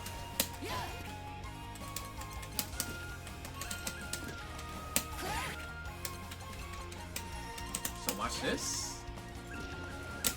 You see how I just get stuck? What she wants to do, she actually can use her 63U or her 6SNU with the easy input icon, right? With the easy input that is, right? So she can also use that as a reactive invincible anti-air. So that's a really nice benefit Metera has in Rising. She has a 50-meter invincible reactive anti-air that sends the opponent full screen. And it is also a reversal. So that is a really nice addition that she got in this game. But generally speaking, when it comes to the other Arrow Rains, it's something that you end up using more preemptively. Or you can use it to beat the opponent spot dodging or rolling based on the situation, right? So her last special, because this character only has 4 specials, is her butterflies. So this move is kind of interesting in terms of how it works, but it is literally the character's lifeline. That's how I consider this move. The reason why I say that, right? When Metera has a butterfly on the screen, if she hits 2-2L, as you can see, the butterfly travels really slow and at this angle. If she does 2-2M, the butterfly travels at the same angle, but it goes notably faster, right? If she does 2-2L hold, the butterfly will arc up in a bit of a parabola shape like this. But if she does 2-2M hold, the butterfly will arc down in a parabola shape like this, right? So there's a lot of ways for her to get her butterfly out. The main way that you'll usually see this, though, you usually see this move. Her 2-2H is Metera's Fortress. This is Senpai's tower defense. The reason as to why it is really strong The 2 butterflies gives Metera a lot of coverage. It makes it way easier for her to effectively control space because she can threaten with the detonation of the butterfly. Now, what exactly do I mean by that, right? Believe it or not, you can actually detonate Metera's butterfly with many buttons. Usually, any shot that she has will detonate them. As you can see, the 5H detonates the butterfly and it causes this blast. Right? She can also detonate butterflies with 63X. As you can see, that pop the upwards one. She can detonate butterflies with 2H. As you can see, that pop both of them. She can also detonate butterflies with 214X, but it's a bit hard with this one. The reason as to why is because when she sends out the EX butterflies, it mainly goes in an angle where you can pop the second one. As you can see, the one that's closer to Cat's arm, right? That's what I mean by the second one. You can mainly pop that one with 5H, 2H based on the range that you're at, right? Or 236X. But you can't really pop it with 214X. So she has to wait sometimes for the butterfly to travel lower like that. Or what she can do is she can do the 22M hold. So now she has one she can pop with 214X, right? But the downside to it is you have one less butterfly on the screen, right? So that's what's very, very important about the butterflies, though, in that they grant Metera a lot of control, and there's ways in which she can detonate them, right? Now, the reason as to why the detonate is strong, multitude of reasons. Number one, the detonation actually does pretty good chip on block, right? As you can see, it did pretty decent chip to Katalina there on block, right? Number two, the detonation is very plus. So it usually gives Metera an opportunity to go from defense to offense.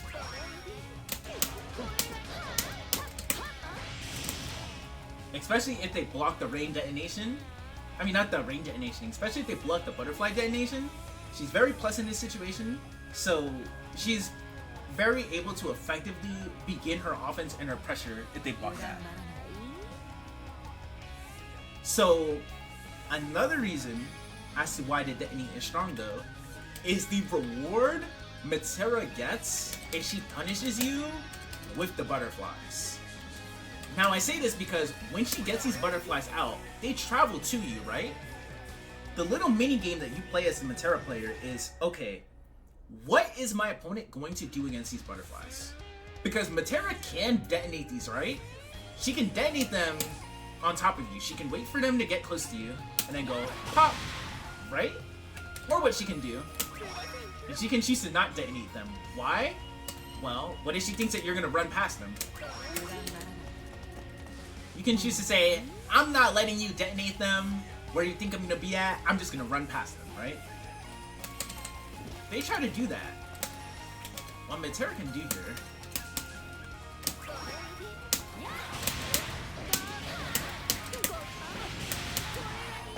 she can choose to just pop the butterfly in this situation based on where she thinks you're going to be at and what she thinks you're going to do. So if you jump in that scenario, if you spot dodge, if you roll, if you commit to something, and she either reads the risk that you took or reacted to it, you might just die. Or you might just eat a really good amount of damage. Because she can just react to the situation too. Like that. See? She doesn't have to like sit there and go like, oh, I'm just gonna guess what you're gonna do and like pop. She can just react to what you're doing as well. So that's something that's really strong with Metera in general, though. The character really gets a lot of reward and return from punishing the opponent's mistakes. It's how she approaches a lot of situations and scenarios within this game. So it's something that's really valuable to get used to doing with the character.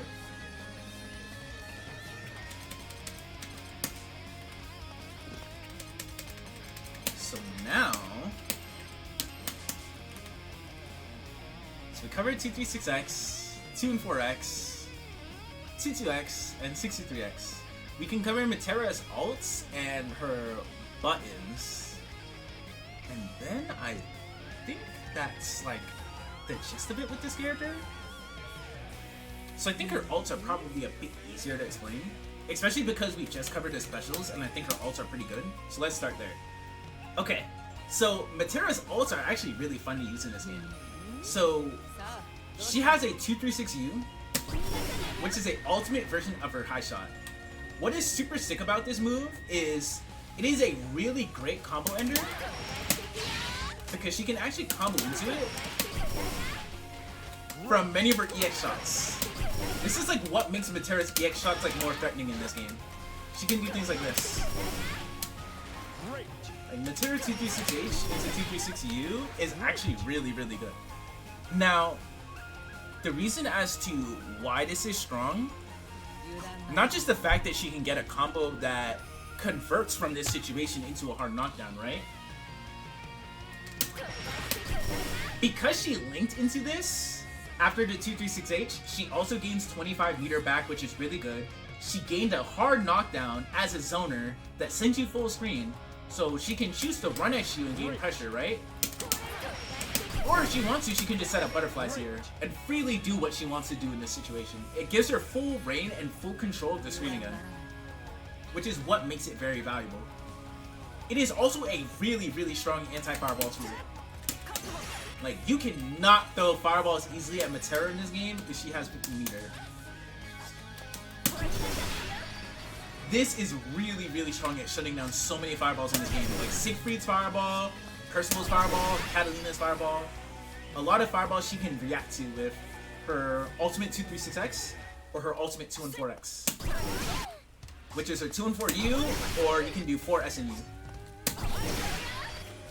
The alt low shot, it honestly serves the same purpose in that you can still do combos like the high shot. You can do things like this. So it serves a similar purpose combo-wise. The main reason as to why you would do one over the other is it kind of depends on the opponent's height.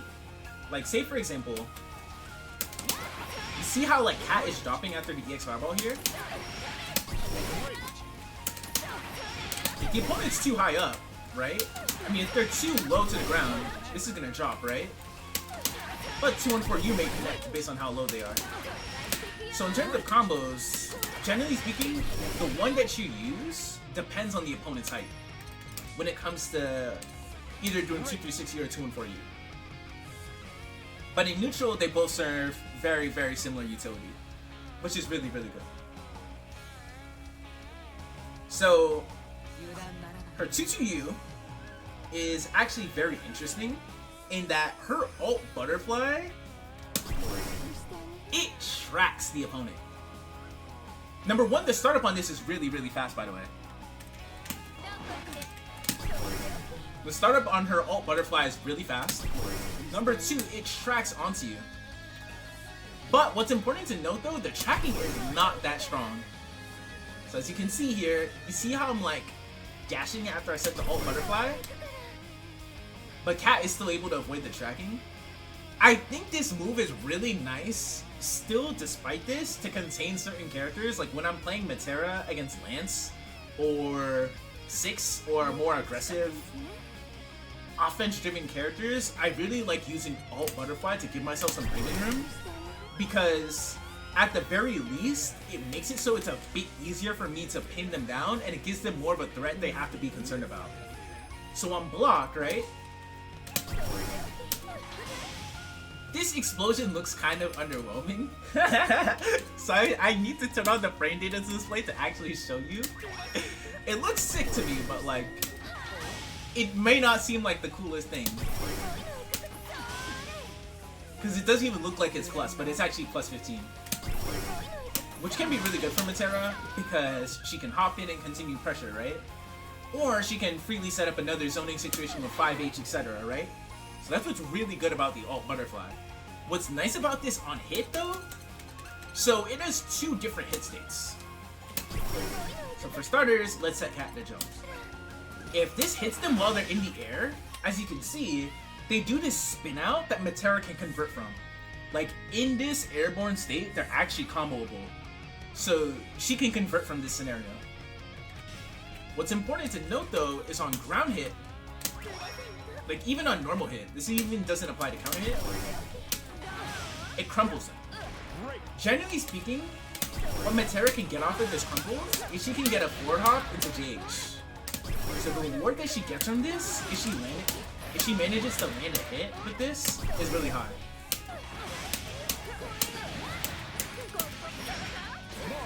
So that's what's very, very good at about Alt Butterfly. It's a nice way to get butterflies on the screen on block in a pressure situation like this, as well as in a neutral scenario where you just want to get a butterfly out faster than this. It is a very, very useful option with the character. Last is her alt DP, and then we could talk about her buttons, and that's kind of it with Metera. So when it comes to her buttons, right? Well, her alt DP actually first. So her alt DP, just like any other alt DP, is a reversal. It's 8-frame startup. As I mentioned earlier, it can be used as a really strong anti-air because it can send the opponent full screen. What a lot of people actually do not know about this move is she can actually set up some really cheap unblockables with it. So what she can do here is this. So Metera's 2H and 1H, right? For those who do not know, are actually air blockable. So it's very common for people to air block in a matchup against Metera. So the main ways in which Metera can counter this, right? She can do her 5M. Her 5M is a really good anti-air that beats a lot of people for trying to air block this. Because her 5M has a really good upwards hitbox and is air unblockable. So it's a really strong answer to this, right? So what she can do, right, is she can also cancel her 2H or her 1H into SBA if she has 100 meter to create an unblockable situation. But the downside to this though is that if she does this too low, like this, they can blow in time due to her SBA being 13 frame startup. But generally speaking though, she does this high enough, this is unblockable. And it's a combo on hit too, which is really good. But she actually has an easier way to do this in Rising now, due to 63U. That's unblockable. So she can create unblockable anti-air situations now much easier and way more effectively because this is 8 frames. This is something that's really, really strong to utilize with Metera if people keep on auto-piloting air block against you in situations. Despite her 2H and her 1H being air blockable though, they're still really good anti-airs because even though their startup isn't the fastest, you have Cat set up a button. The reward on hit is still really good. Generally speaking, if you get a 2H on counter hit, you usually want to convert into hop JH like this. This is like a really basic anti-air combo. Let me get it. You can do something like that. 2H, hop JH, close H, 63H. Very simple, very easy, right? Another thing that you can do is if your 1H anti-air counter hits, you get 2H into hop JM. But it's like a bit more specific because they have to usually jump directly on top of you for the counter hit 1H hit. This combo is like a bit more weird though. Let me see if I can get it though. So that's a really good counter hit anti-air conversion with Metera. What she can do also though is on normal hit even. Let me not have you air block because I have you air block by accident. Okay. I'm pretty sure this is not air block.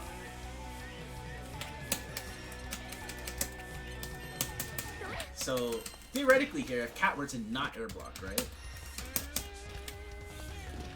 You can still do things like 2H non-counter hit into hop, JM. But the timing that you have to do it at is a bit more tricky because due to you not having the counter hit slowdown, you have to time this so like it's a bit lower to the ground, because otherwise they won't be hit stun, right? They'll fall out. So you have to like actually time this. But you can do things like this even on non-counter hit, which is really, really good. But on counter hit, you can do 2H into hop, because for this confirm, you have to do 2H into hop, like as an autopilot thing. But on counter hit, 2H into hop will still counter hit, which is still really good. So if your 2H counter hits, you can do 2H into hop as an autopilot option if you expected 2H to counter hit, or you can do 2H, confirm the counter hit, and then op. So you can do either or with Metera from her anti-air option, which is really good. So the main anti-airs that you're going to be using for that reason are 2H, 1H, 5M, and 63. You can also preemptively, of course, use 63X, right? So to now backtrack full circle, because I covered her air unblockable situation with her DP, because I figured that would actually be a nice time to cover her anti-airs too. The reason as to why her DP isn't the best though,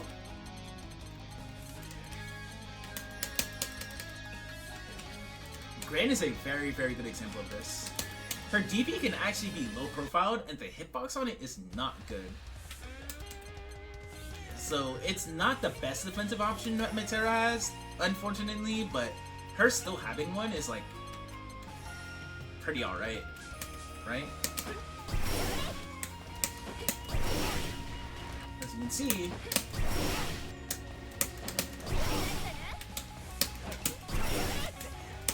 certain characters can actually low profile this. Gran is one of the better characters at doing this though, because his T low profile straight forward, which is really, really good. So it's a reversal that's really good, but it's something that you want to use with care for that reason. But it is still really convenient for Metera to have one. So in terms of her SBA and her SSBA, they're she mainly uses her SBA to close out rounds. It can function as an anti-air option as I showed you, but it's kind of slow due to it being 13 frame startup, and it's pretty vulnerable to air stalls. So say if you're playing against a character like Lance, it can be kind of scary to do this against because he has a fast fall, right? Or characters with air options in general. Her SSBA is also mainly just a combo ender, and her SSBA is something that it's actually got buffed. Her SBA is much easier to get the animation on. That was like a very, very late vanilla buff. But usually, right, if you landed like, say if Gran does a super high super jump like this,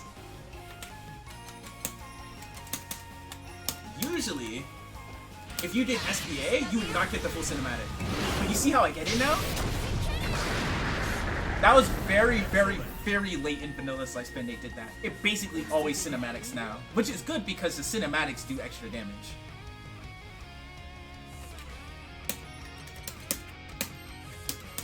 So she can use her SSBA to also chip people out in certain situations, but it's not the most effective at doing that.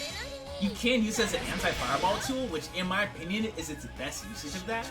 But the chip damage is actually pretty good though, as you can see. Like, it's still pretty good chip damage. But the reason as to why it's not the most effective is due to its startup being on the slower side, and certain characters have like really good answers to this move. Like Lance, 6, etc. So, if you have Gran in this situation, throw a fireball, right? You can react to it with SSBA, and you get really high reward for doing so. So it functions as a really great anti-fireball tool, which in my opinion is like its best purpose. Either that or punishing like really, really slow things in neutral. But the startup on her SBA isn't that fast, so sometimes, even if you have 100 meter, it can be a bit safer to just use her alt arrow. Her 236U or her 4SNU can be a bit safer to use for that reason.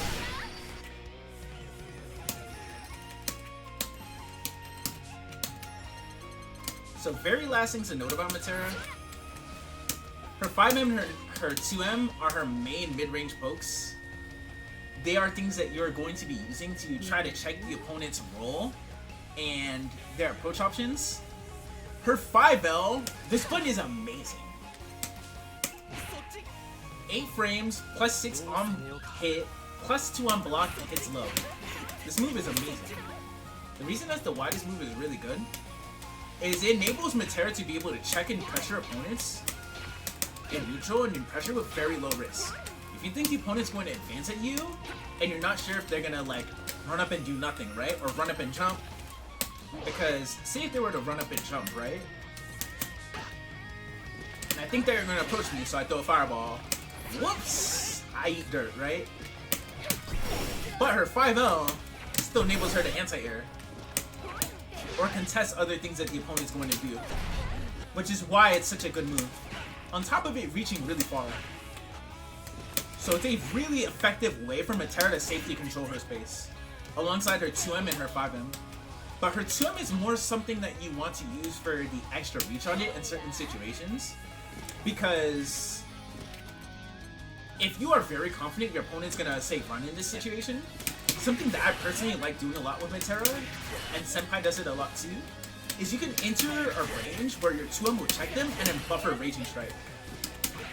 So you can do things like this, which is really strong, to get like more reward from like checking them. Because normally the reward you get is like this, right? Which, as you can see, if I turn on the damage log,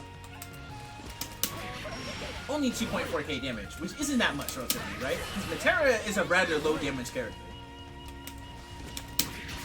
But if you threaten with this, you're able to gain more reward from this situation, right?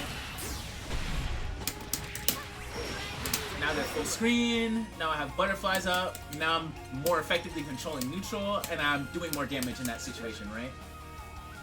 So it can be a bit more beneficial for her to check with options like 2M into Raging Strike. But the thing about that though is you have to be a bit closer up.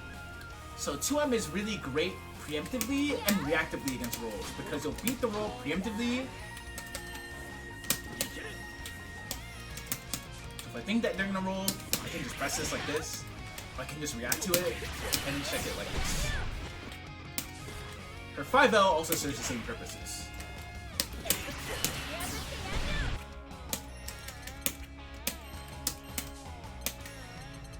So now that we've basically covered everything on Metera, the very final thing that I would suggest with this character, before I go into the question segment, as one very final aside, this character, you really want to pay attention to your opponent's habits and tendencies in a lot of situations so you can more consistently get the damage and the reads that you want to make. That is a big part of how you are going to be playing this character. So what exactly I mean by that, right? So for instance, as Metera, if you set your butterflies up, you want to pay attention to your opponent's habits. Do they walk back against my butterflies and they respect the butterflies? Do they run past the butterflies? Are they jumping against my butterflies, right? Or if they block a Metera 5H, you want to be thinking to yourself, okay, they just blocked Metera doing 5H. In this situation, what do? Do they always like to roll or spot dodge in this interaction? Like every single time I block the 5H, every single time they block the 5H, they roll, right? I can force them to block the arrow in, but the roll here beats the high and low shot, right? But what if I just wait? So that's something that you really, really want to be doing with Metera. If you're someone that's trying to play this character and struggling with learning her, because she can be a bit of a hard character to master in my opinion. I think she's difficult to master. If you focus on incorporating that in your game plan, it's very, very key. What's funny is, I literally just forgot that she has her air fireball. And hot! Oh my god! Okay, two more things. Okay. So, when it comes to Metera's air fireball, right? She has two versions. She has Jump 236X, which moves her forward, as you can see. And Jump 214X, which moves her backwards. As you can see, like this one, it's arching her backwards, it's 214X. 236X is moving her forward. These are really nice options that you want to be using to control space alongside your ground fireballs, because the air fireballs, they can hit at different angles, and because they tend to stay out and be active for longer, the only way that your opponent really punishes these is by jumping. Your opponent usually has to jump. Of course, you can also Tiger Knee them, which is a bit easier to do if you do the easy input. It's a bit easier to Tiger Knee them if you do the easy input, which is really, really strong, right? So, the reason as to why these fireballs are good is not only do they enable Metera to control space, the opponent can only really punish them via jump, or say if the Metera player mistimes it, there's a possibility or a chance that your opponent can just like run past it. So I'm gonna do the wrong fireball here on purpose. So that is something that like can happen, but generally speaking, if you like space it out well, and you do them at the right distances, you'll usually be able to check people when you do them, which is really good. And that's what makes like her Tiger Knee shots and her air shots very potent in that regard. So the only other uses for her air shots outside of controlling space, so this is something that some players, I still call it the big left because of Giuda. So the big left in this game as Metera, generally speaking, right? When you think the opponent is going to throw against Metera, Metera's jump 236H is a really strong throw bait. If you Tiger Knee up like this. And she can freely convert off of it. So it's something that's really, really important to get used to, especially because the plus frames that you get from this situation is very, very good. As you can see, she's plus 12. If you do the alt version here, and you do jump 236U, because her air shots also have alt versions, this is plus 15. It would usually be plus 14 or plus 15. But generally speaking though, the reason as to why this is less strong is because the alt moves hard knockdown on hit. So it's something that you can do, but the reward is less. So generally speaking, the alt air fireball is something that you want to do as like a retreating option like this. Sometimes. But it's less potent versus throw. It's more of a neutral tool when it comes to the alt air fireball. So the very last move to cover now is her hop. So when it comes to Metera's hop, right? It is her unique action. So 5U. It's pretty cute, right? So how her hop works is she has up to 2 hops per jump if she starts with a ground 5U. If she is in the airborne and does 5U, she can only hop once. This also applies to super jump. You see how she can't hop twice if she does it in the air, but if she does it on the ground, she can hop twice, which is really convenient. She can no longer air block during hop in rising, and when Metera hops at you, there is 4 things that she can do, right? She can do her jump L. Her hop JL is really nice because if you think the opponent's going to try to 2H your hop, which is generally speaking the main thing that people are going to be trying to do against Metera's hop, if you do hop JL, because it comes out really quickly, it'll usually beat their 2H attempt. Especially if the character doesn't have like a broken 2H. Like, here's a good example, like Dwayne. So if Dwayne in this situation, right, tries to 2H, he's probably gonna eat dirt. Oh wait, shit, I did JH even. Whoops! I meant to do JL. And I still lost. So, hop JL. I'm not 2Hing this. I am not okay, there we go, there we go. You see how, like, if I'm, like, semi, like, not fully focused on it, like, oh shit, she hopped, and I hit 2H, like, oh shit. Oh shit, she hopped. Dang, what the fuck, why is he winning? Okay. Oh shit, she hopped. Generally speaking, though, I'm losing the interaction. I'm gonna need an editor to edit out the interactions when Wade wins. That being said, though, that's what makes her JL really good. It's strong at crushing anti-air attempts versus hop because it comes out pretty quick. So her other hop actions, right? She has her hop JM, which in this game is no longer a double overhead. So her ability to mix you up is worse, even though her zoning is technically better with her ults. Hop JH, it's the hop normal that hits the deepest downwards, because as you can see, hop JM, it is very, very hard to hit this move on crouching opponents. So usually you can still use hop JM in this game, even though it's a double overhead and doesn't hit on crouchers.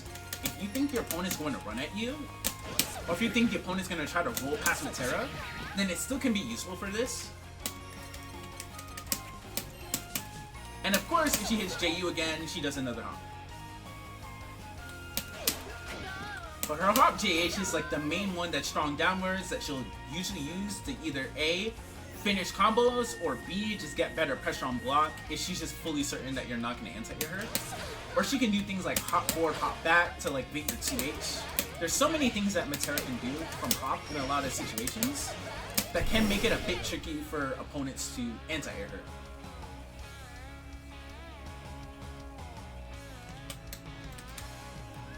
So does anyone have any questions? Because that covers literally all of Metera. The very last thing is the fact that something that you'll see a lot of more experienced Metera players do is her corner pressure is actually really strong. Even without butterflies up, the main reason as to why is if she cancels into her 214H, as you can see, she is +6 on block. And she cancels into 236H in this situation, which she usually can only really cancel into from close up. The Metera players usually do a 2H into like a delayed 236H like that. This is strong because it's frame traps on block, like this, and it leads into a combo, and it's +6. So Meteras can do things like this.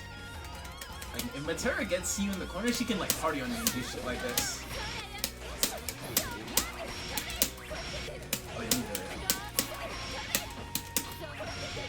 And all of that's plus, and then if she's feeling greedy, she can go like, okay, I'm gonna sneak in a little butterflies, I'm gonna continue my pressure.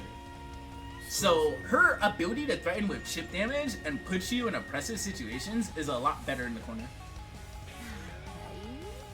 Like all that shit is plus, so it's kind of hard to contest. But I think that's just a Metera though. I'm literally sitting here like I don't think I forgot anything. I can't believe I nearly forgot hop though. That's kind of unreal.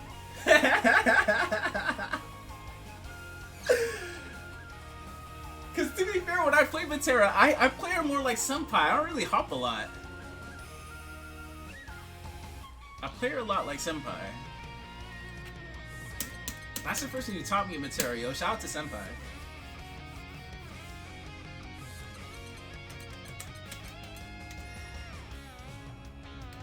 Alright.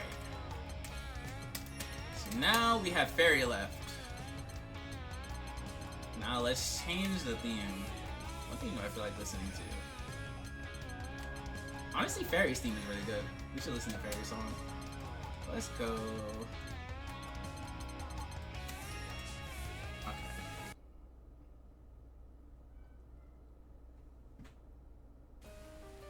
So last guide, y'all. Home stretch, home stretch. Honestly, Ferry, I think that she's a character that a lot of people would really like in this game. She's extremely fun.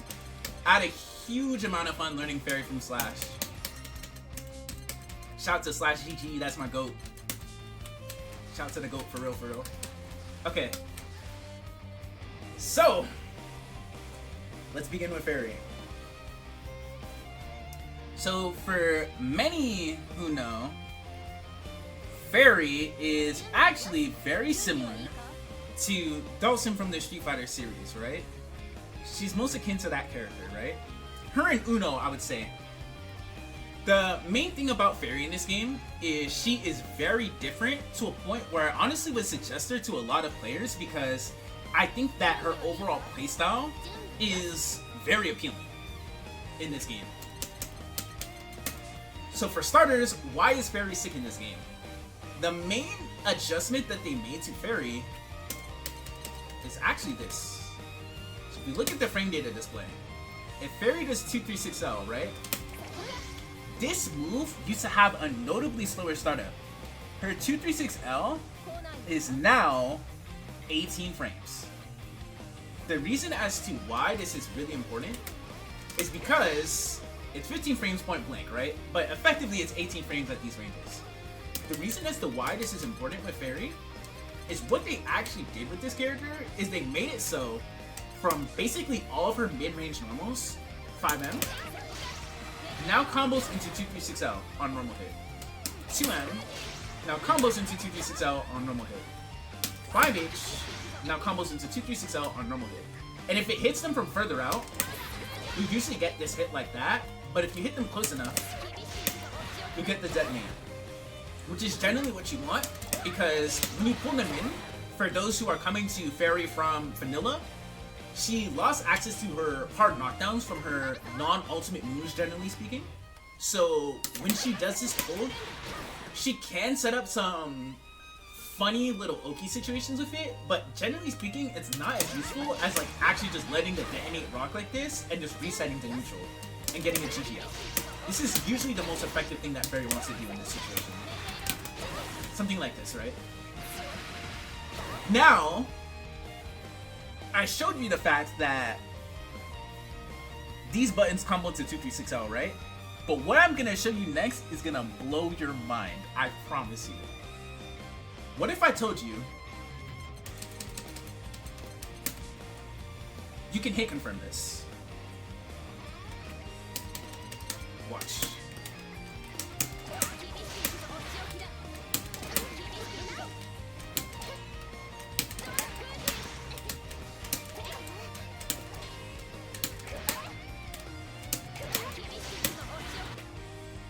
They made Ferry Dawson with hit confirms, and it is the sickest shit. It is extremely cool. That is why her neutral is so strong in this game. She is way more annoying neutral-wise in this game than vanilla, and it's a big part as to why a lot of players think very highly of her. So for example, right, to now bring things back full circle in this regard, say if the opponent, like Cheetah, she's just walking back and forth in neutral, right? Or she's standing. Like, we have the dummy set to standing, right? So she's not blocking low. And for those who do not know, Ferry's 2M hits low, right? So if they're not blocking low in neutral, this becomes way more annoying because you can decide to go into this if you see them not blocking low, or you can even just sit there and try to hit confirm it. And this hit confirm, in my opinion, is not that hard. It's something that just takes a while to get used to. It can be like a bit tricky if you don't have like that much time getting used to playing Ferry in this game, but once you get past the initial hurdle, being able to hit confirm her 5M or 2M or 5H is like really, really strong. Yeah, after that situation, you usually just want to set up a GG. But M-Whip doesn't combo there, and H-Whip doesn't combo there. Like, H-Whip, this move is like done. This is not a move that you like ever really want to use for the most part in this game. The reason as to why is because the light whip is so important for making her pokes really threatening. And this only really combos from like up close 5H hits. Like even right here. Due to like the nerfs from vanilla on EX whip, they actually persisted going into Rising. So you never really want to do this. Or like try to fish for like hits into EX whip. Because this doesn't even hard knockdown anymore. So there's like no reason or very little merit to actually like using EX whip after a button. So getting used to either confirming this or like sometimes you don't have to confirm it. Say if you think the opponent is going to do something very aggressive after your buttons, Grand is a really good example of this.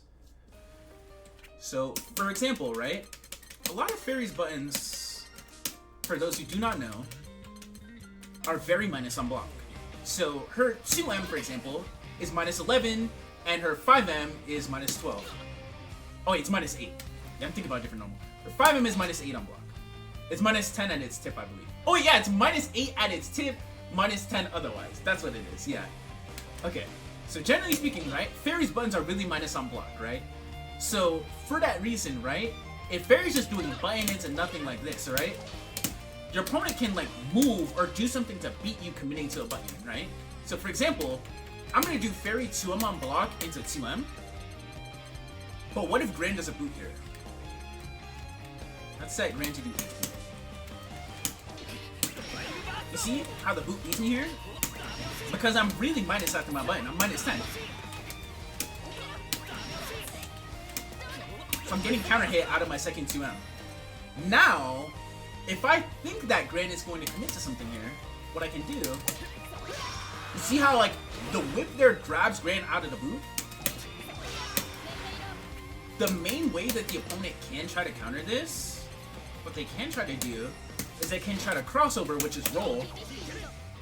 They generally have to do this on a read in this game. In vanilla, you used to be able to do this on reaction, but this is not something that you can easily do in Rising on reaction due to that L whip being 15 frame startup.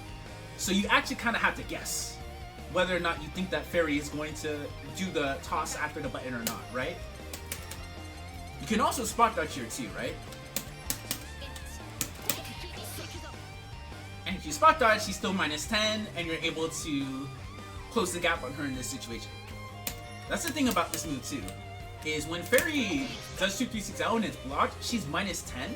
So when the opponent blocks this move, based on the spacing Ferry's at, like if she does it at like around the spacing, they can freely try to 6XL in after, but she can still, if she spaces herself out well, mind game you around that and go, oh, I think you're gonna 6XL here, I'm just gonna 2 you. Or if I think you're gonna 6XL here, I'm gonna try to space myself out, so I'm at a range where I don't really have to be that concerned about you 6XLing in after or trying to get in after. So that's something that Ferry has to play around. So you don't want to just always like throw out this move like after all your buttons. You want to, like, even if you find hit confirming hard, you ideally want to try to just cancel into this in moments where you think will hit. Where it's like, oh, I think they're gonna do something aggressive after my buttons. I think they're gonna run up or boot or try to dash up, right? Or, oh, I think they might try to throw a fireball after my buttons, etc., right? So, for this reason, this move alone has buffed her ground game so much. Her 236M in this game, it still functions like vanilla in that she can still pull you in and get combos from it. But honestly, that move is not something that you are really going to be using in many combos outside of anti-air situations, because Ferry's 2H is a really strong anti-air on counter hit, as well as from like a counter hit close H. These are like the two main situations in which you're going to actually use 236M. This move is like too slow to use in neutral, and it has a lot of recovery, so you're only really going to use this in a handful of matchups with Ferry in neutral. That's what Slash told me. You're not really going to be using it a lot in this game for that reason, in neutral. But it's really nice in combos because you can set up some really cool combos, which I'll show at the very end. So, her 236H, I mentioned that it's not good in neutral, but it's actually really good in combos still. So, for those who do not know, they actually buffed Ferry's cooldown timing in this game for some of her moves. 236H in particular. So generally speaking, if you get a hit with Ferry, you ideally want to route into 236H because it gives her the best damage and the best Ogi overall, even if she chooses to not spend 50 meter. Because Ferry usually has to spend 50 meter in this game for her best setups. So what you're going to do is you're going to do auto combo, right? EX whip, and then you're going to pull in with 4H, so 236H, 4H, and then after this you can hit a close L. And you're going to do close L, you're going to do close L, L, L into 63H. So the full combo should look like this.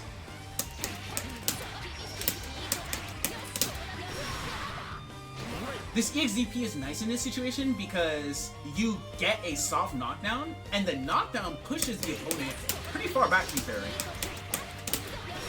So she can comfortably get a GG out and then just run in and pressure the opponent. And gain ground that she initially got back after the EXDP, right? What you can also decide to do if you want to save your EXDP cooldown is you can do close LL, C14H, which is nice because this causes a soft knockdown as well. Or you can do this, But ending in MDP is a bit more of a dicey situation because the GG toss here is less plus than the EXDP ender or the 214H ender. And because they're less plus, they have more luxury to try to approach and RPS you after this ender. But it can still be something that you do sometimes. Like, sometimes I'll do 63M ender knowing that the other person isn't going to pressure me and I'll commit to something else. Like, I'll try to either rush him down with Ferry in that scenario, or I'll just throw out your GG anyways. Because, generally speaking, in some matchups, you still want to actually hold on to Ferry's DP. Because this is actually the next move we should explain with Ferry. So, when it comes to her DP in this game, right? Her light DP is actually very good as an anti-air. I never knew about that until Slash told me about it. So, as you can see, the startup on her light DP actually is 6 frames. The downside to this move, though, is the fact that if the opponent is jumping, right? And they're not committing to a normal, which is generally speaking something that's pretty good to do against Ferry, they can air block it. But because the startup is really fast and it comes out at a pretty nice angle, let me see if I can like get a high menu of the angle. Let me see if I can get it. Because it comes out at a pretty nice angle like this, and the startup is really fast, it can be a really, really nice anti-air. So the main scenarios in which this is really useful is say if you're trying to control space with Ferry's like low risk options in neutral, like her 5L and 2U. Well, her 2U is like lower risk, but like 5L is like her least risk way to control space in this game. Generally speaking, if they jump, you still can recover in time to anti-air with 63L. What is really nice about this move too is on counter hit, this anti-air actually causes a soft knockdown. Which is really, really good because you get this, you freely get out a GG toss. So it's a very, very strong anti-air for Ferry in this game. For 63M, it technically speaking can get a soft knockdown on counter hit too, but it's way harder to do because as you can see, this hits twice. And you only need to get the second hit to like actually get the soft knockdown. But this is super, super hard to do. Like, Slash is like, it's really hard to consistently do, but like, I literally can't do it consistently in training mode or matches even. In that I can't consistently get the MGP to only hit once and counter hit on the second hit. It's really, really hard. So it's not something that I think is like the most practical. It's really difficult. Her 63H is still really good in this game, her EXDP. Because even though it's no longer invuln, even to air attacks, so you actually have to be more careful when you're anti-airing this with Ferry in this game. Because it's not invuln, say if I anti-air too late here, like watch this. This time I actually crushed it, but watch. Let me see if I can get it. You see how I got stuck there? Because it's no longer invincible, even to air attacks. So, even though the startup of her EXDP is still unchanged, it's still 11 frames. You still can crush the opponent's jump button, and it's still a really good and fast anti-air option, and it's still fully air unblockable. So you still want to use this option, even though it's something that your opponent can play around, of course, right? And it's something that is a bit harder to do if they're still air blocking, right? Because it's really good to do against Ferry. The move still has merit. It's still a really good move to use. And it still comes out as at a really good anti-air angle. So her 63L and her 63H are both very, very good anti-airs. And her 63M, her medium DP, it has some more niche anti-air potential, but if anything, it's just way more of a combo ender. And you'll see this more as a combo ender in certain scenarios, if anything, rather than like something that you're gonna see that much. You're also gonna see it like after her 5L. Because this is one of her main ways to punish -8. 5L, 63M. But other than that, you're not really gonna see the move that much. So then there's her hula hoop and her GG, and I'm gonna like cycle back to her normals, right? Because I think understanding her specials helps a lot with internalizing her normals. So her hula hoop in this game is very different. Light hula hoop used to be a lot safer in vanilla. The downside to it in this game is it's -7, so you can try to create situations where you try to push the opponent back, and it can be useful against certain characters who don't have like great 7-frame buttons, right? But generally speaking, that's not really gonna be the case. Like even when it comes to Cat, for instance, right? Because Katalina has this really great 7-frame 2M, and a good amount of characters have 7-frame 2Ms that reach far enough in this interaction. You're usually gonna get punished here. So what you want to do with Ferry, generally speaking, is you want to try to, if you want to create pushback, instead of continuing the pressure, you want to cancel into 214H.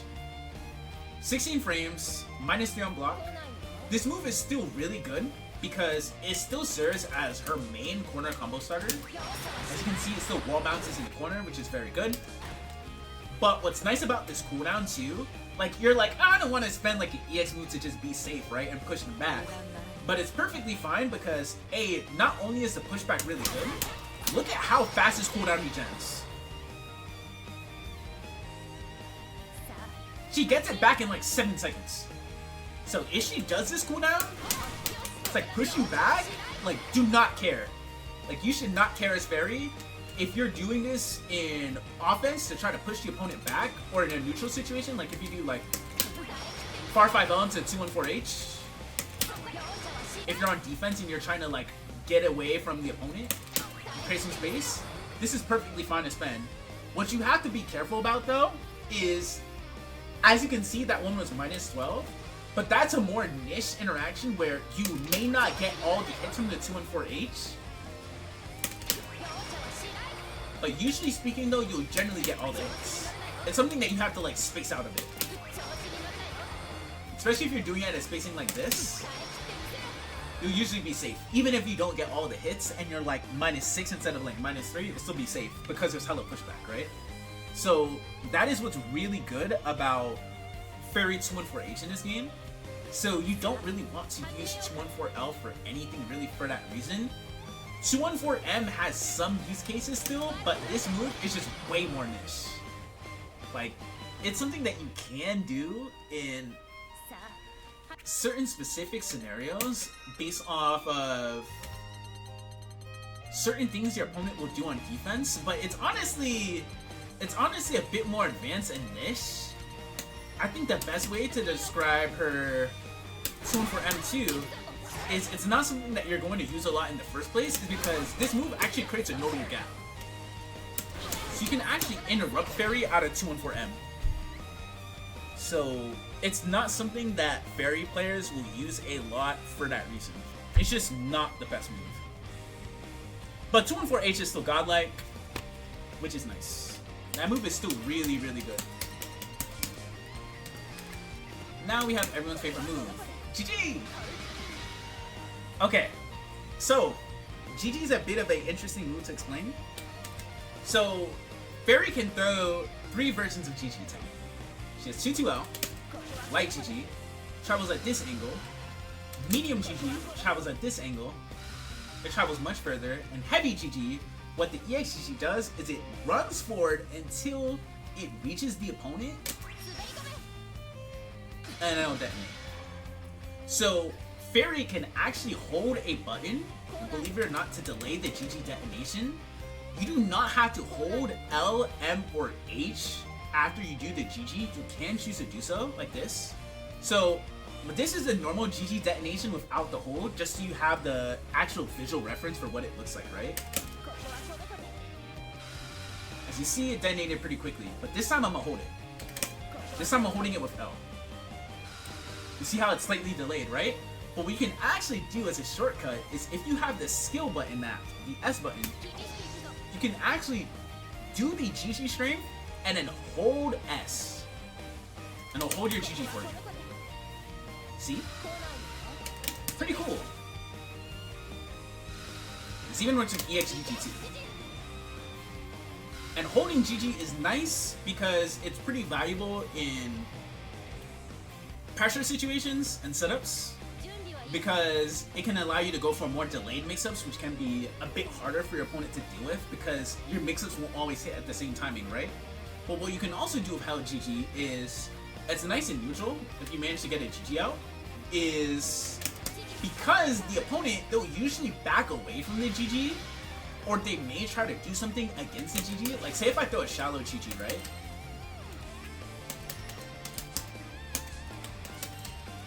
And Cat tries to run at me and do 6-0.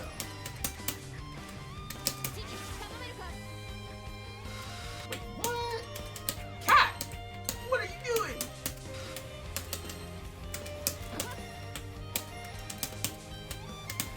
Shallow GG, right? Cat tried to run at me. See how, like, if I delay the animation, I can create situations where I can get a combo or, like, pressure that I normally wouldn't have got. So that's why sometimes, like, delaying GG can be really valuable. Because if your opponent respects the GG, you can go, oh, I think you're gonna respect the GG, so I'm just gonna hold it here and then try to just rush you down or, like, gain a lot of ground. So that's why you'll see certain Ferry players in certain scenarios, instead of just throwing out the GG and doing nothing and letting it rock, sometimes they'll, like, hold on to the GG and go like this. And they're like, oh, I know that you're gonna respect the GG. Yeah, if you're a Guilty Gear player, it's just like Elf Out. It's like Elf Out Pineberry. It's just like Elf Out Pineberry. Yeah, it's really, really nuts. So, when it comes to, like, ways in which you can use GG, of course you can throw GG raw. You can cancel any button that you have into GG, but of course the opponent can react to you canceling into GG with alt moves. They can react to you canceling into GG with 6XL. They can react to you canceling into GG with just certain character specific options, so it's something that you want to use carefully based on the situation, right? Because, as I mentioned earlier, let's go back to Grand real quick. So say if I do button into GG versus Grand, right?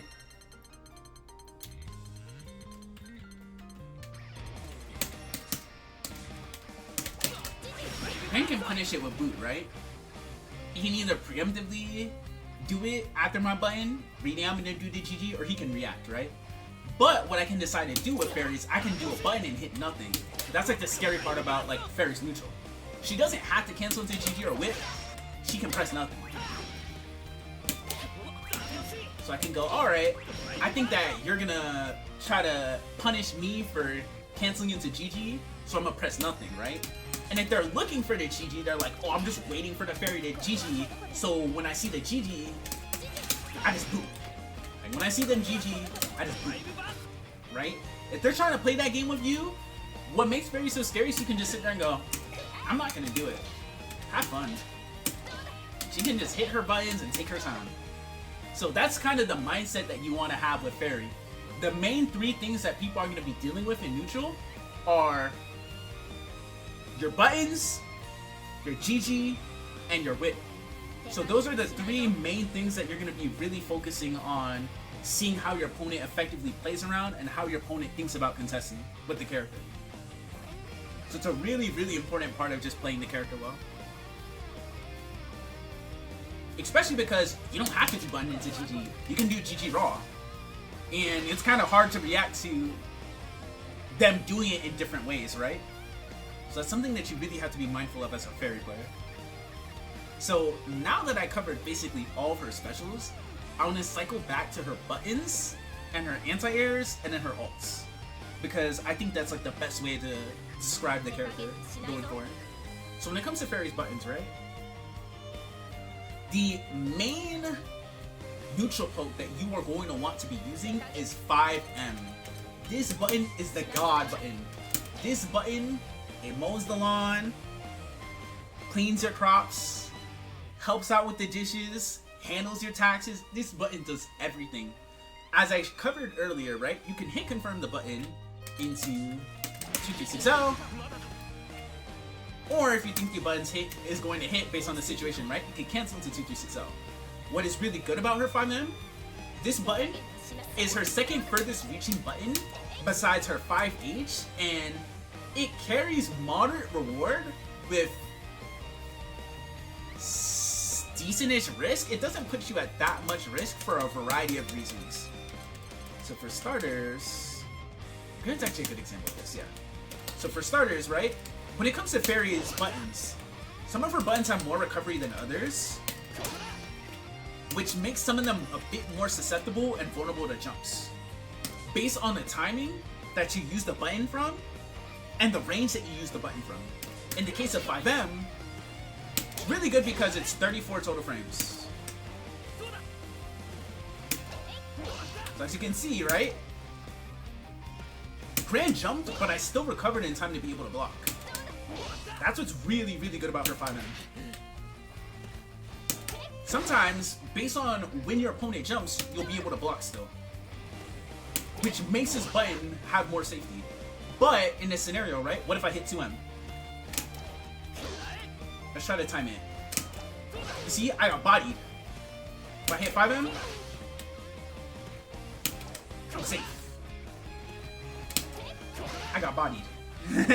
Because her 2M actually has, as you can see, 37 frames, as 3 more frames of full recovery.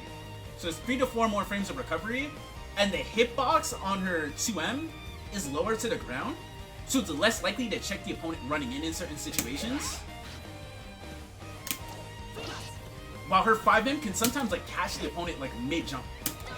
Let me see if I can time it. Let's like demonstrate. You can catch like pre-jump frames of it, like that. See? So like that's what makes her 5M like better and generally safer at controlling space effectively.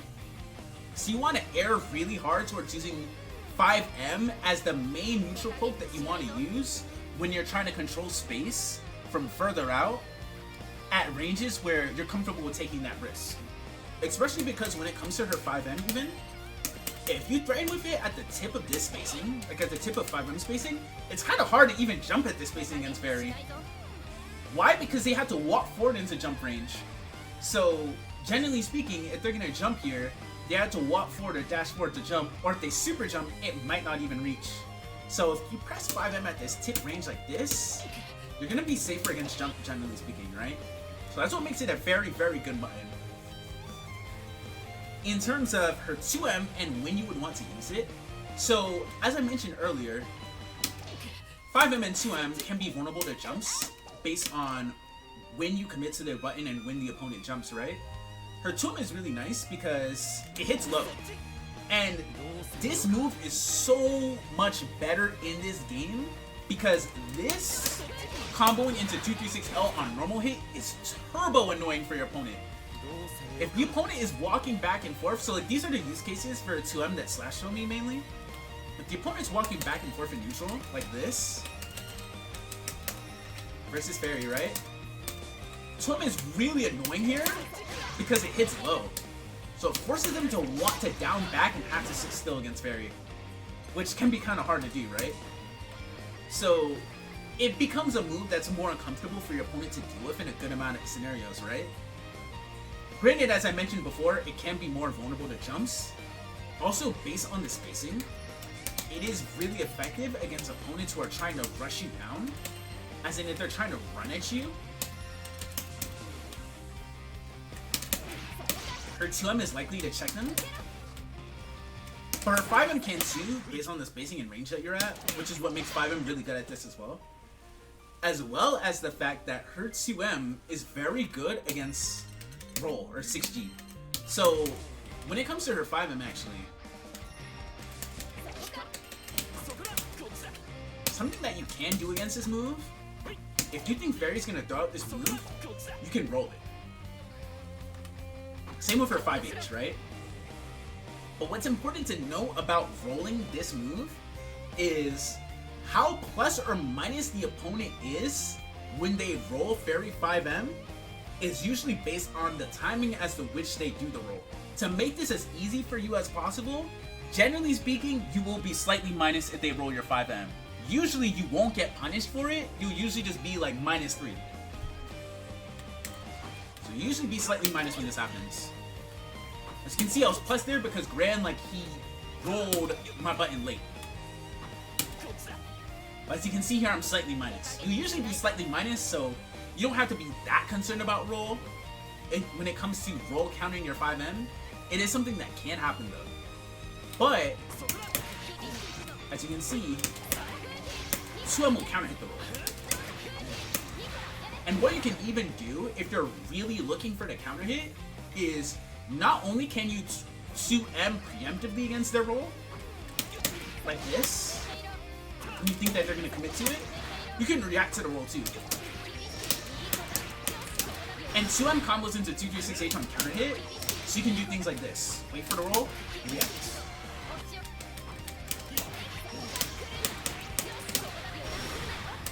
So this is really strong to do. If you have a read on your opponent rolling, you can either preemptively use 2M or reactively use 2M with Ferry. It is very good.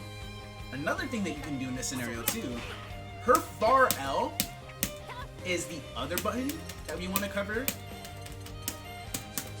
This button is the God button. 8 frames, -5 on block, -1 on hit, but despite that, it is a deceptively very good move because covers a lot of range and is a very good check against a lot of things that your opponent wants to do in neutral. So say if your opponent's trying to rush you down,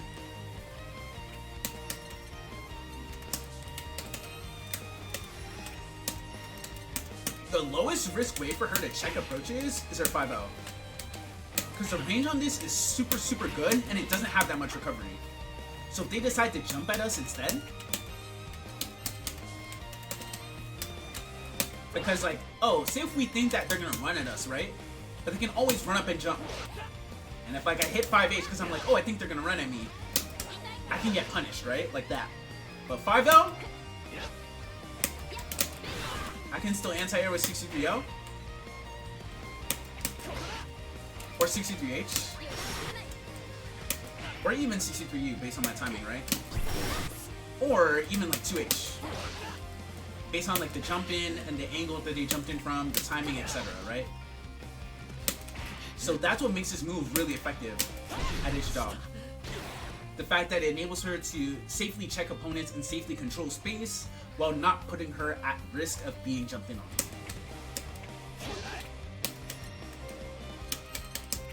It's a very, very important move to use. You can even like run up and use like fire like this and pester your opponent with it and see how they respond. As I mentioned previously, as in like a few minutes back, this does beat roll, right? It can beat roll preemptively and reactively just like 2M, but it won't combo into EX Whip. This move will usually combo into Light Whip in this game. This is like a really important thing to note too. So when it comes to her far L and the combos that she gets from it, generally speaking in this game, her 5L will combo into 2-3-6-L at nearly every single range on standing normal hit, like this. As you can see that combo, right? But at max range, so we set block after initial hit, so if it's not a true combo, they're gonna block, right? At max range, this won't combo. Unless if it's counter hit or crouch hit. So watch what happens if I set counter hit here. As you can see, it combos. Or in crouching hit, this will combo. So because the roll puts them in a counter hit state, if you think that they're going to roll against this, and you preemptively or reactively read the roll, you can just freely cancel to 2-3-6-0, which is what makes her roll check really, really good in this game.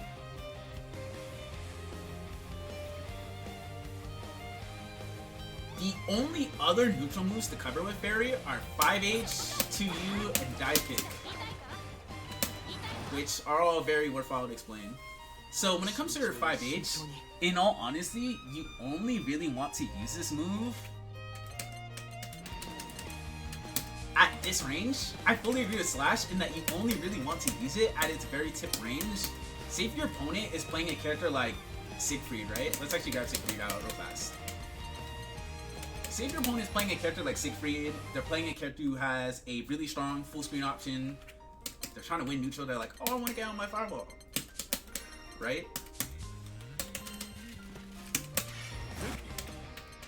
If you see them backing up like this, or if you see them playing from these ranges with Ferry, you can threaten with this. At like its tip range, 5H here is really good. But that's like the only real range you want to use this move from. If you use this move like closer up, then you're carrying a lot of risk, especially because this move, compared to 5M, which has 34 total frames, her 5H has 45 total frames. Watch this. You see? 45. So this move carries a lot of risk. If they jump this move, you die. If they roll this move, you die. So you really, really have to resist the urge to press this button and only really press it at these ranges if you see them playing from this range and doing something from this range. But even then, if you see them doing something from this range, as a quick aside, Ferry, due to her ult, she now can do something about this too. Great. So before we go into her ults, let's cover her 2U in her dive kick. This is the god move. To you! I love this move. So the main reason as to why Ferry's 2U is really good, this move, believe it or not, if you're new to Grand Blue, is actually a sweep. It hits low, so you have to block it low. And just like many other sweeps in this game, it is cancelable. Which is really, really strong, right? So what makes her 2U so good is, if you look at the actual total frames of this move, as you can see, only 32.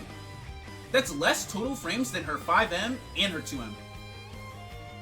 So this move is a moderate risk, pretty high reward way to control space as Ferry. So if you think that the opponent is going to jump in a scenario usually, let me like set myself to stand so I can like time this a bit higher.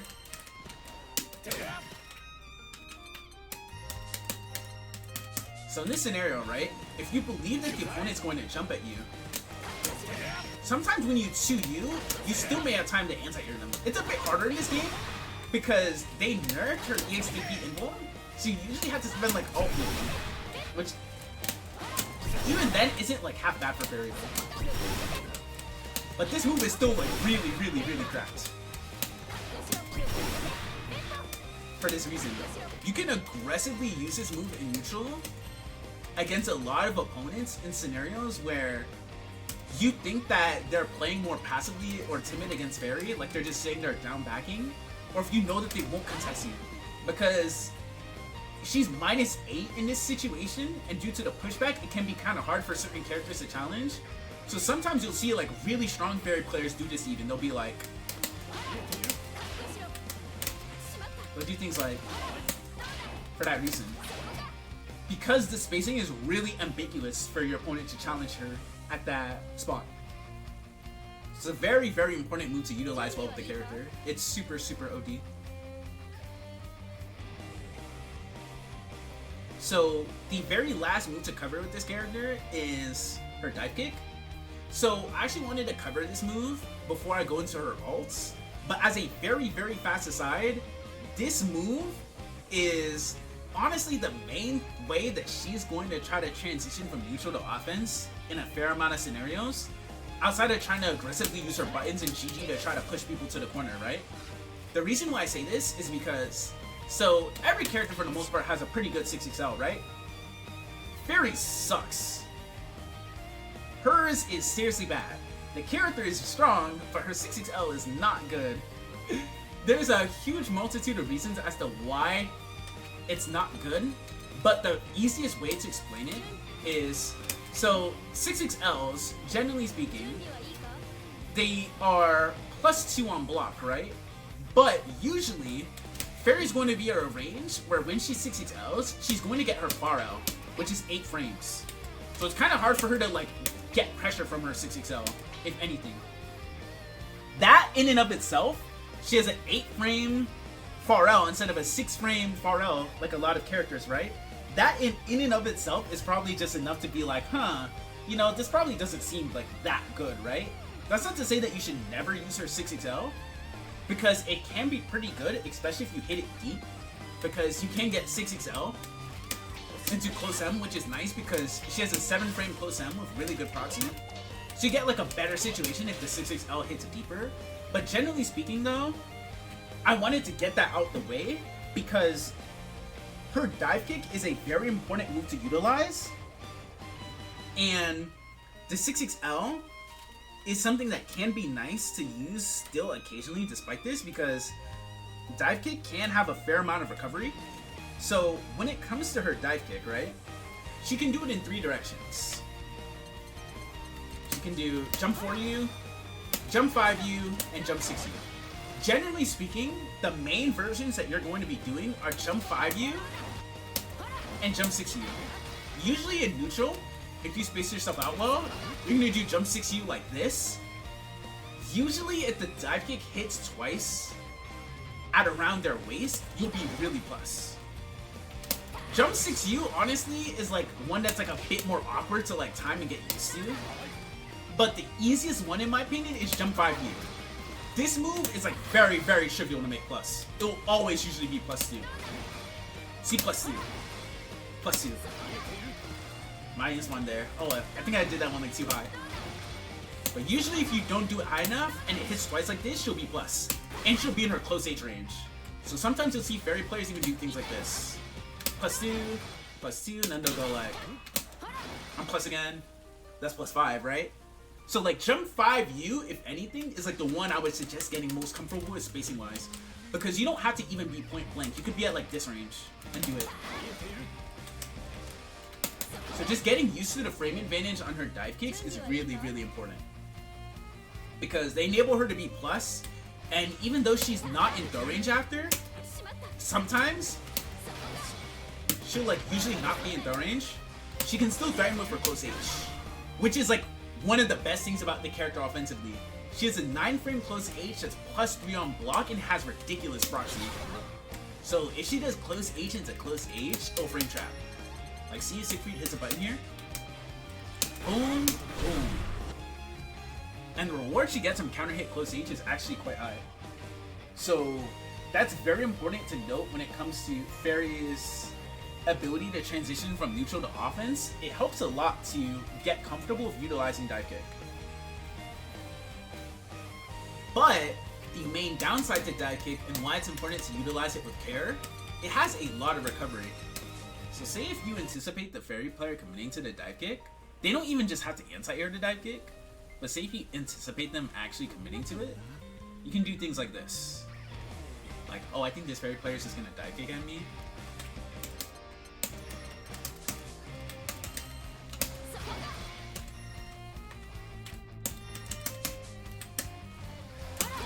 You see how if I like spot dodge this on read, she is really minus.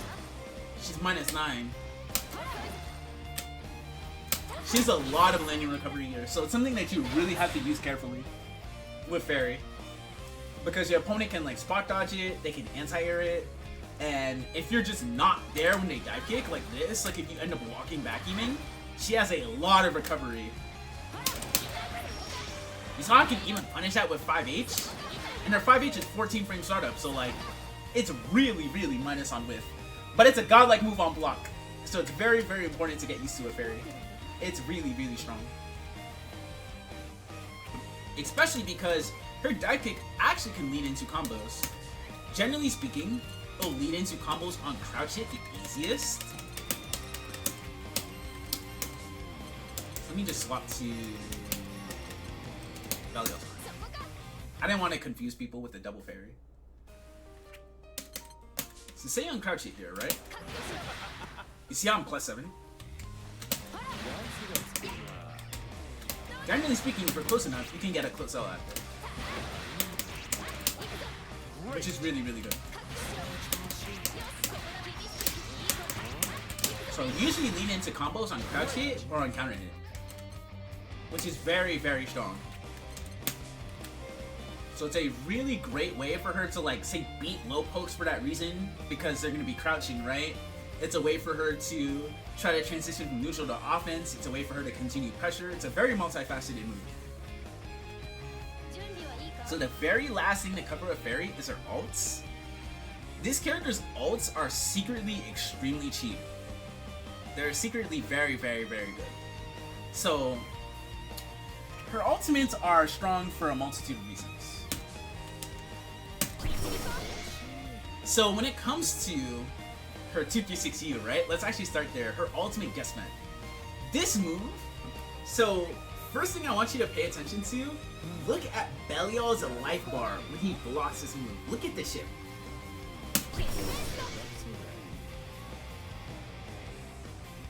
Did you see that shit, chat? That chip is really fucking nuts, huh?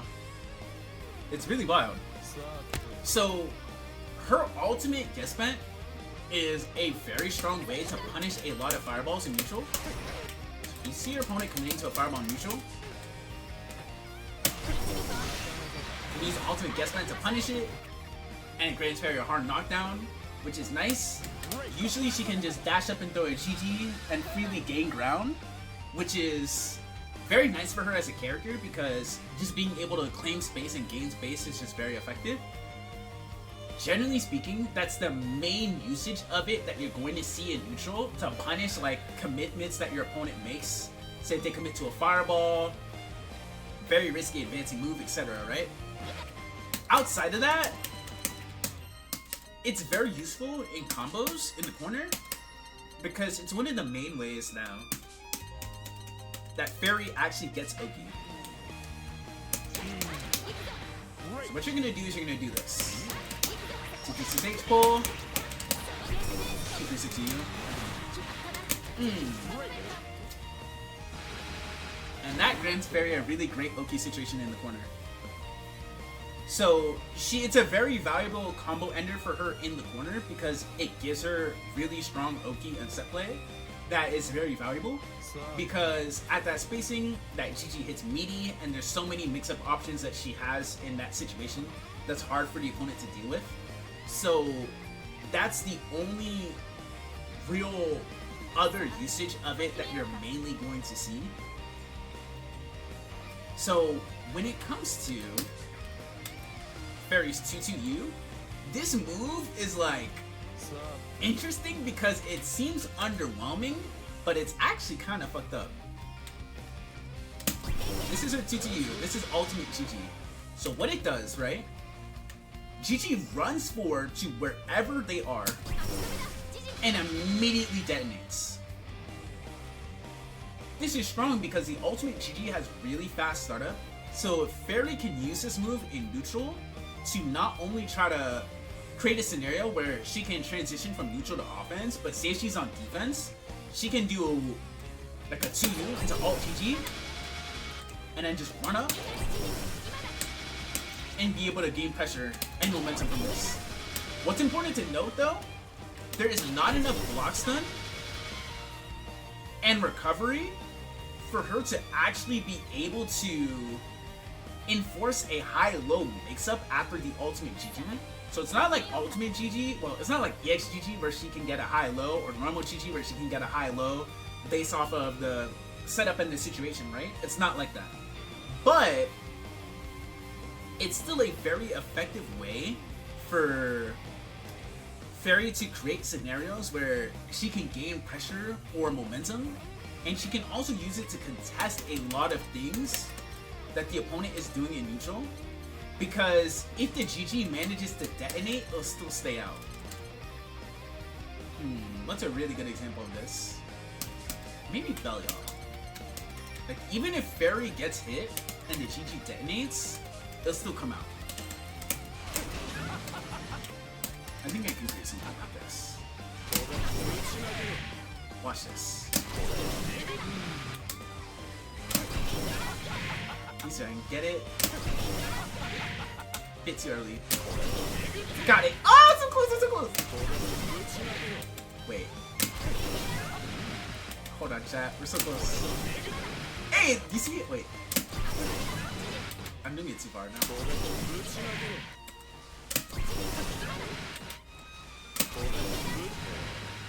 But that time, it actually hit Belial before the spinner is going active.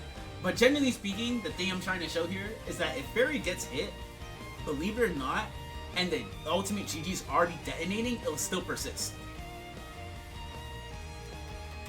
Which is really, really strong. It's great in a lot of checkmate situations if you want to chip the opponent out.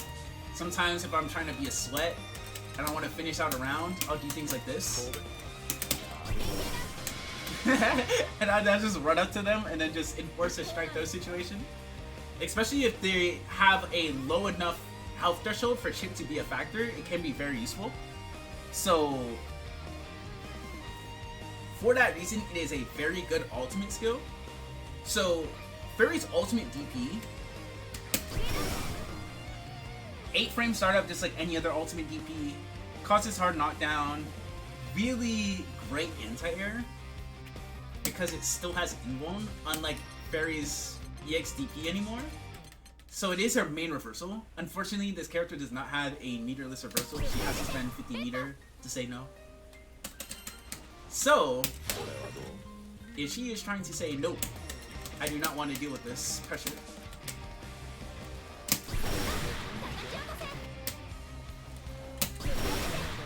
She has to usually spend her ult DP. But it is a fantastic anti-air. Grants her a really good knockdown. Usually, what I think is best to do here, you can decide to do a EXGG, which I'm trying to do, game. Ah! Help me. The timing for it's kind of weird, but you can do alt GG there, and it's nice because, I mean not alt GG, you can do EXGG there, and it's nice because that EXGG actually enables Ferry to gain offense from a reversal, which is really good because it enables her to more effectively gain momentum from the situation. So I highly would suggest spending EXGG after you do her alt DP, especially if you anti-air with it. Like if you anti-air with alt DP, you can afford to do like GG or EXGG, which is really, really good. But I usually would suggest EXGG in that situation. So, I covered all GG, alt hula hoop, that's the last one. This move looks really underwhelming, but it's secretly extremely good.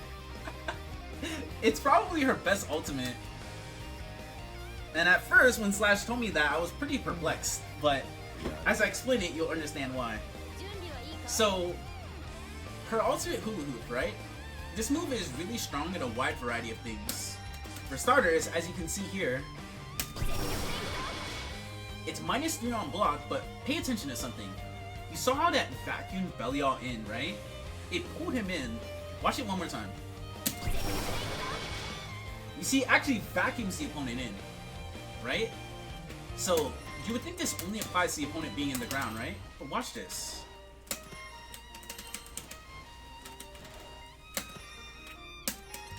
Watch this.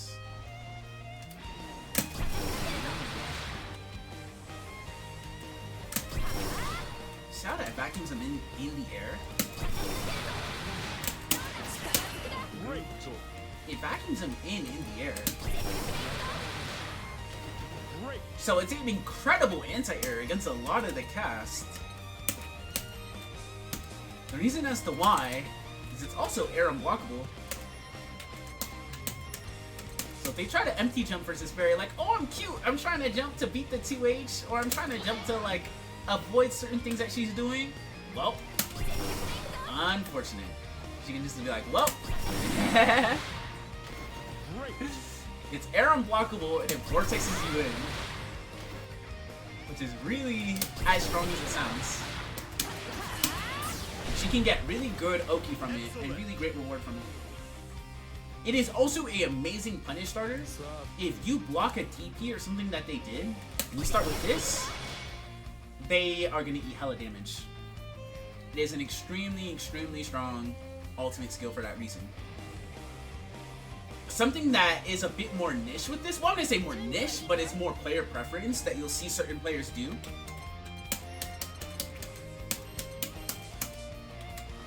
Some high-level Ferry players, what they like to opt for with Ultimate Hula Hoop currently is, as you can see, right?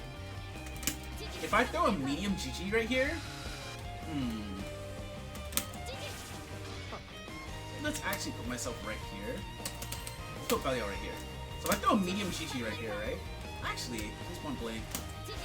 Okay, light GG here works. So if he's point blank, let me throw a light GG. Now, watch this.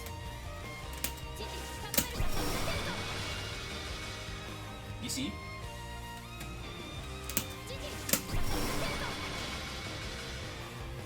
ultimate hula hoop can push the opponent into GG. So she can create some really strong situations or get pressure from those scenarios in where she pushes you into the GG using ultimate hula hoop, and you can choose to gain pressure from that scenario. So it's something that if it looks fun to you and it's something that you want to incorporate into your playstyle, it's something that you should look into, because a lot of the really good Ferry players, a lot of them have been incorporating it into their play. Some more so than others though, it's just a preference thing. But it is one use case of it that you'll see a lot, so I wanted to cover it for context.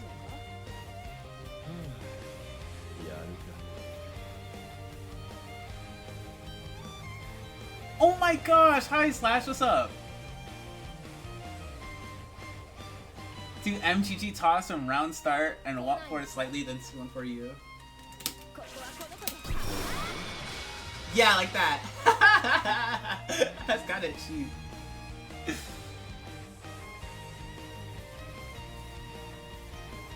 Yeah, it's pretty sick. So, I think the very last things to cover with this character are her SBA and SSBA. So when it comes to her SBA and SSBA,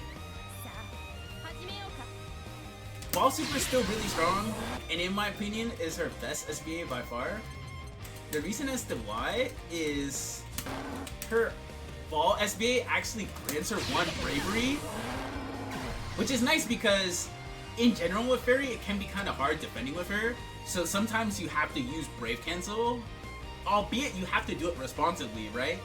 But it gaining her 1 bravery back makes it so, especially if you get a counter hit BC or in a situation where you're able to effectively find a window in which you can do this in neutral, it is a really nice way for her to just restore her bravery and just transition from neutral to offense. Yeah, it's really, really good. It's really, really valuable. But for that reason, this is why this super sucks now. Well, it doesn't suck, but the use cases of this super are way more advanced and more niche. So to just sum up the gist of what they did to this super, and for those who are coming to this game from other fighting games or just don't know what her install does, so basically, when Ferry activates her install, she is able to reverse beat her buttons, which means that she can cancel all of her buttons freely in and out of each other. So watch this. I'm gonna do 5H2L. But I can also do 5M, 5H2L. Or 5H. But I can't do things like 5H into 5M, as you can see, right? But because of this reason, her install gives her so much flexibility in terms of her combos, her routing, and her set play. But pay attention to my bravery crystals in the top left-hand side. It doesn't give me any. Number 1. Number 2, the timer doesn't last long at all. So honestly, if you are learning this character, ignore this super. The use cases of this super currently are very specific and more advanced, and it's not something that I would suggest spending time on learning currently. It's a good super still, but the use case of like how to make the most of it, especially because you don't even gain a bravery back, it makes it so it's a really big investment to do in this game. So generally speaking, Ball Super is a lot better. Ball Super is strong for a wide variety of reasons. Not only does it enable Ferry to gain some ground, it persists even if Ferry's being hit. Like, look at this. It persists even if Ferry's being hit. I'm just kind of belly out hit her. You see how the ball's still juggling? So it persists even if Ferry's hit, enables her to gain a lot of ground. She can even create some really strong situations with this if they block the Ball Super. You can try to time a mix-up and be cheeky with it like this. Like, watch this. You can gain ground and be like, oh, they down back?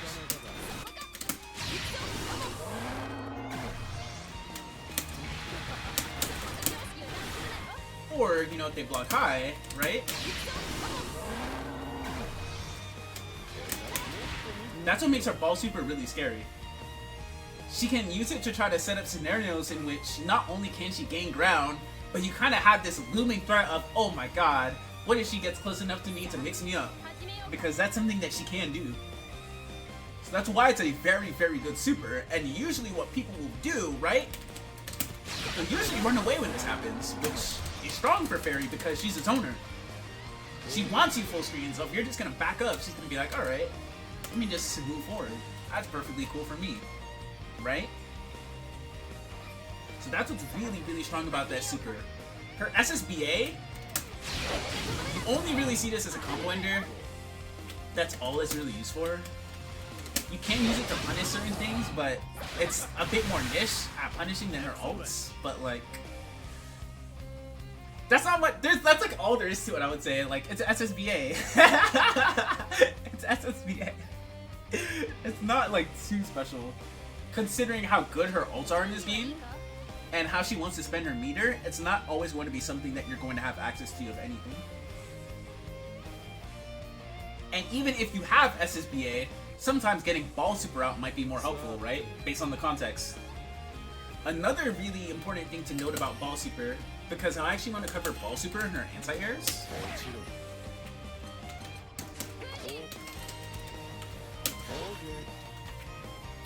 So when it comes to Ferry's anti-airs in this game, so I mentioned already you can anti-air 63L and 63H, right?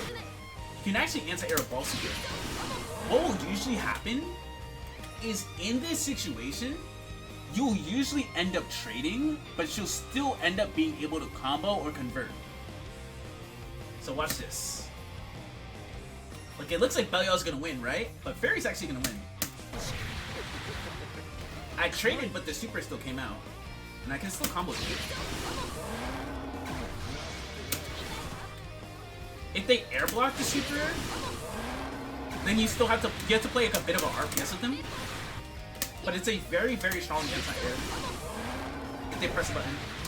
Because like that, you still get a combo on their trade. So, for that reason, the other anti-airs that you're really going to be using with the character are her 2H. Her 2H is really good, even though it can be air blocked still. If they commit to a button in the air, because they're going to have to commit to a button in the air, right? If they're going to jump and try to punish one of Ferry's buttons, right? So it's not like literally every single time that they play against Ferry, it's like, oh, it's easy. You just air block. You just jump up and press nothing every single time, right? Because if they think that you're going to press a button, or if they see you press a button, right? They're going to try to like jump up and press a button in the air to try to punish it, right? Generally speaking, you're going to want to do 2H into 236M. The cancel window on her 236M, I mean on her 2H is really big. So like sometimes, as you can see there, like I did it immediately and it didn't combo. So sometimes you really have to delay the cancel. So sometimes you have to do like this. I got it there. You can do cute combos like this. But if you want like a more simple combo, something like this. And you send them full screen, and then you get the GG out.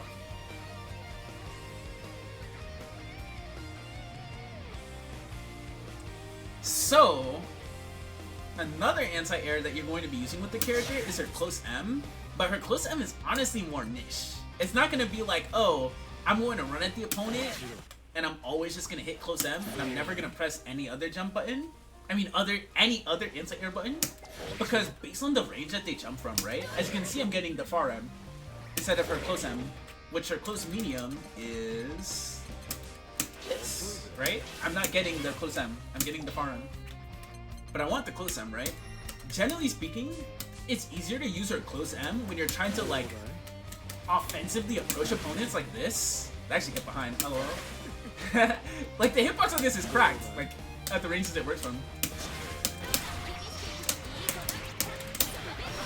You can do a combo like that. Counter hit, close M, 5H, 236H. So it's really good to use offensively and versus cross-ups like this. Like if they're at that cross-up range, then it's a really strong anti-air. But I think it's something that like, if you're trying to use it, like I'm just gonna wait and then insert close M range and then like close M them, it can be kind of hard because sometimes you're gonna get 5M, right? So like ideally, it helps a lot if you're like moving. and you're trying to anti-air more offensively. I think it's like an easier anti-air to use with that mindset.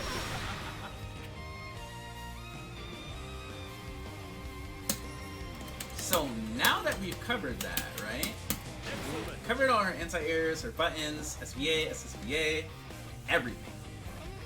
Very last thing, I guess, is some little baby setups that you can do. So the easiest way to describe this is a too long didn't read.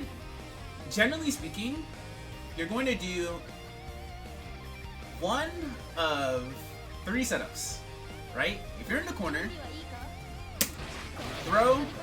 If you do like L or MGG here, right? It goes off screen, which is pretty funny. The pet literally leads the match, right? So what you're gonna do, you have to do 2-2-H. That's just life.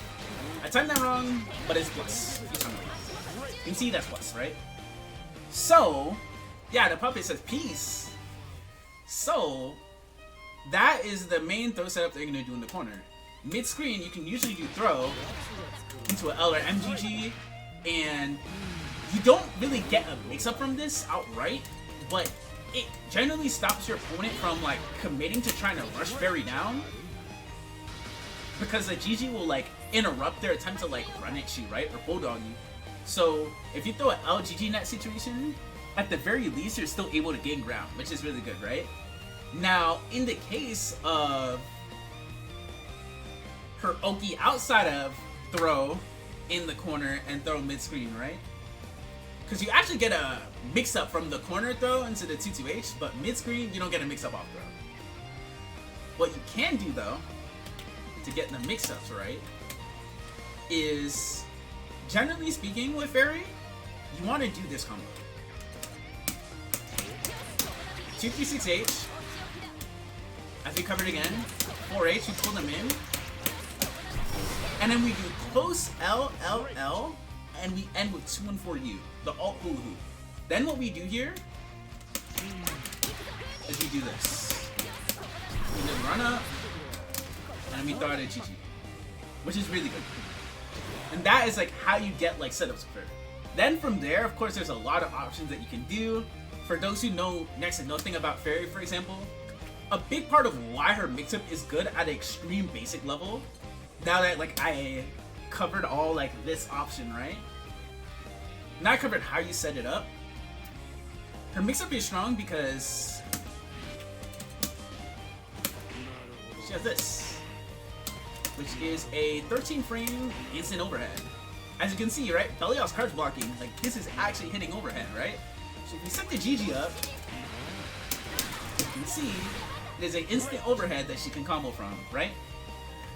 Okay, but what if they sandblock the overhead? Well, she can go low. Or what she can do is she can even throw them into the GG.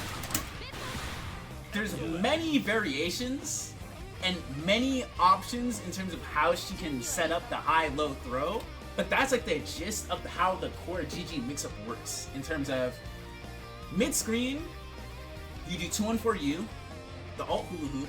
In the corner, you do 2-3-6-U, which is the ultimate guest band, the ultimate whip, right? In the corner, off a throw, you can also do 2-2-H. And you mix them up by doing JL, instant overhead, 2L, low, or you throw them into the GG. And of course, you can then vary things up, not just based on how they defend against the character, you can vary things up because, go back, right? What can she do? She can hold GG. So because she can hold GG, she can actually delay when her mix-up attempt is going to come. Which can be a bit trickier for the opponent to deal with, right? So, that's the gist of everything.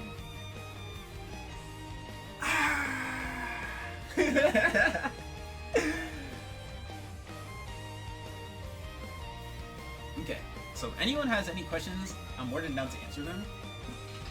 It can be on any four of these characters, or it could just be a general Granblue question. But I think that covers Ferry, Yuel, Katalina, and Metera pretty well. I actually think that, like, this one I covered was pretty good. I feel like the last guides that I did were a bit more, I wouldn't say scatterbrained, because I don't think I was all over the place, but I felt pressured because I was thinking that I wanted to create more condensed guides and shorter guides, but I just said, you know what? Fuck it. I just want to do long format things that will actually be helpful and informative. And even if it's long, if I express the things that people need to learn in a manner that is very concise and thorough, then I think it will still be appreciated. Do I have any matchup tips? How do I deal with mashers? As which character? Which character do you play as, or Taylor? If I have matchup tips for Yuel versus Grimner or Siegfried, I actually played Yuel versus Siegfried a lot. Okay, let me actually keep that one up. You play Grimner mostly. Interesting. Okay, I can actually show you something real fast. Are you familiar with how frame traps work, Tamer? Like, have you heard that word before? Or it's something that you know about?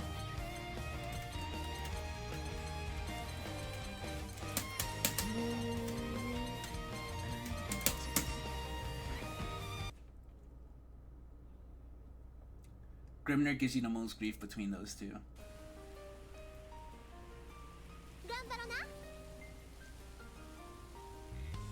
Yeah, word. Okay.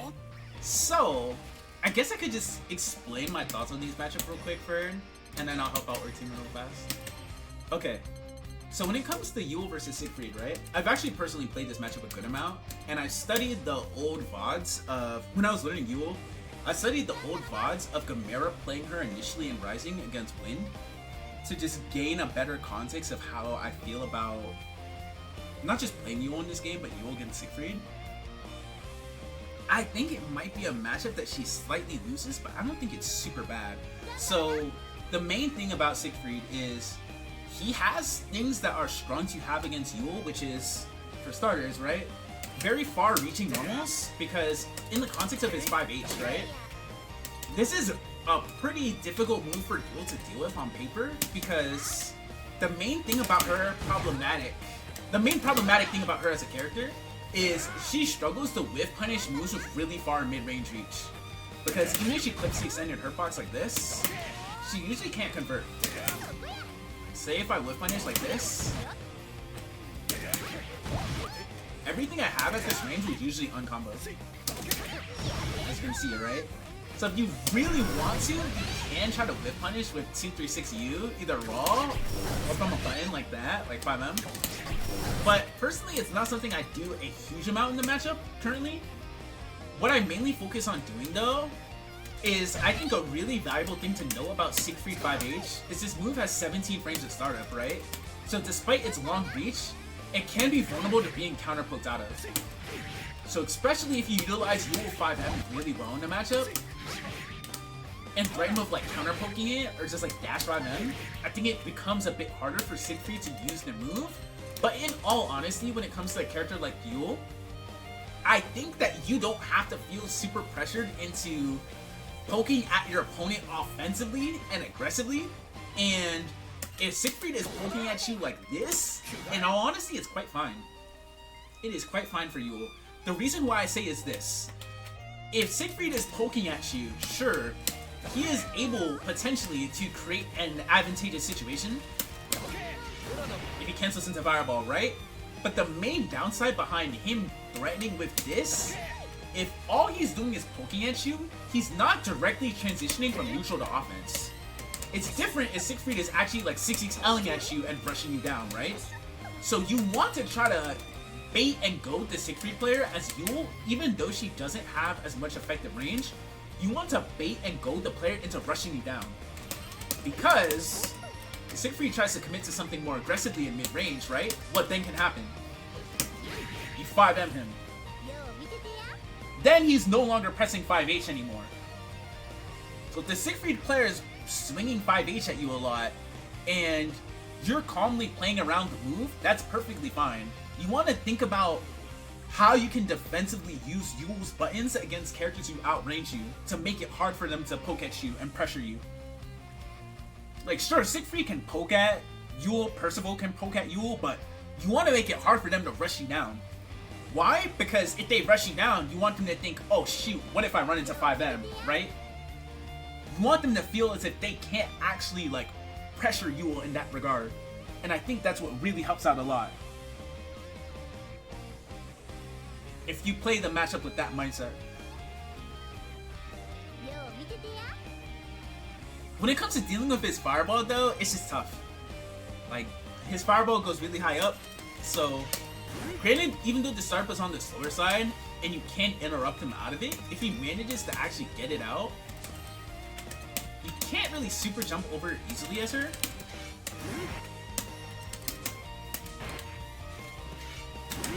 Because it's high up, so like it's kind of tough. Generally speaking, sometimes if you super jump, you may end up blocking it like this. Other things I think that are really important to note in the matchup, I think Jump U is really, really hard to use versus Siegfried. Granted, her Jump U isn't the best move in general, but it's not the best air stall against him because his 2H is so high upwards. It's ridiculously high. So, generally speaking, if Siegfried does this, as you can see, the 2H still works! So, you really have to be careful with like jumping at Siegfried in general. You can jump, of course, if you have a really strong read that the Siegfried player will commit to 5H in a situation, or you know the Siegfried player isn't really... the Siegfried player isn't really anti-airing you that much in certain scenarios, but it's pretty risky if he's focusing on it. Another way you can also counter Siegfried 5H is counter poking with 6XL, because it goes really far. It's also really valuable against slower normals and fireballs. As you can see, it's like interrupting the startup usually. Or if he does 236M, you usually interrupt him out of it. So it's something that's really, really important to do. To think about how you can defensively and offensively use Yuel's buttons to like safely check Siegfried from either committing to things from afar or to stop him from rushing you down. Like, I think that's like just the main mindset that you want to have in neutral against him.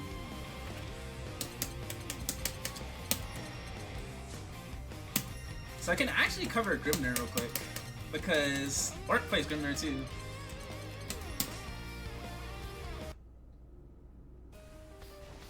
So when it comes to Grimner, and how I currently think about offense as him, I think his offense is really good, but it's a bit less, I wouldn't say it's a bit less straightforward, but his options are, I think they're a bit less, they're a bit tricky to like understand and conceptualize for certain players. So the main things that I think about his offense are really strong. I should actually turn on the frame data display so you can see, and I'll turn on the damage too. So the main thing that I think is really strong about his offense, his close L being +8 on hit and +4 on block, just like any other character, right? But he also has a 8-frame close H and an 8-frame 5H that hits twice. So the fact that Grimner can threaten with this for a combo on hit or a frame trap on block, especially because it works at a multitude of spacings like this. Let me get like, whoops. So him being able to threaten with this as a confirm is really, really strong. Because you can even mash H multiple times to make it so if you manage to get 5H, of course, you're not putting yourself in like a worse situation because you're basically confirming both the close H and the far H, which is really, really good with him. I also think that threatening with throw, just like any other character in the cast, is really, really important. You want to think about throwing in this game from the context of throw, tick throw, And I think it's very important to think about throwing from 2 normals in this game too. Because generally speaking, when you do 2 normals in this game, you'll usually be plus on block. So you can still threaten with a frame trap after your second light or your second attack usually. So for that reason, even threatening with throw from these far out ranges, if you see your opponent really respecting your frame traps, is very, very valuable. But in terms of the other frame traps I think are very useful with Grimner, I personally really like doing pressure sequences into his 2M. His 2M is really nice because 6 frames and enables a lot of really strong options. Personally, I really like canceling into 236L 4H because when he sets up the tornado here, let me get it. Oh shit, I messed up. When he sets up this tornado here, he's at a range where it can be kind of tricky for the opponent to challenge him. Number 1, and number 2, if they respect the tornado set, right? Whoops. He can continue to run offense, he can throw you, he can like 6XL there.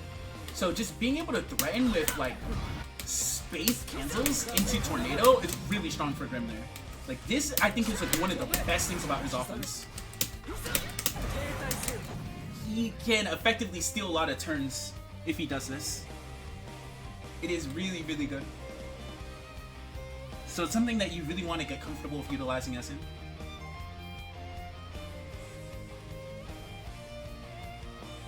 But it is 7:53. It has been fun. Normally, I am always down to, of course, help people out on Discord. I'm always an NAPC, and I'm always like on the game and playing other people. The reason why I say this is because I have to cut it short because I'm actually about to commentate the Training Mode Network. Yo! I'm actually about to commentate the homie Dove's tournament. That's my GOAT. So what I'm gonna do actually is I'm about to raid him, and now I'm gonna hop on the mic. So let me do the command. I'm pretty sure it's like /raid and then Dovingly, right? Shit, let me type it up. How do I raid again? I always forget because like I never really do it. I'm pretty sure Dove is live right now, right? Let me see. Also, that bracket is stacked. There's like 70 to 80 beginner intermediate players in it. So I'm extremely excited. There's gonna be so many players there. Alright, so now we shall raid Dove. Let's go.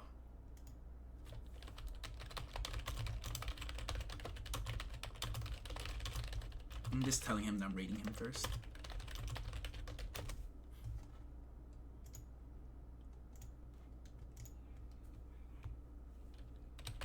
Alright, thank you everyone for tuning in. I really appreciate the support and the interest and excitement behind these.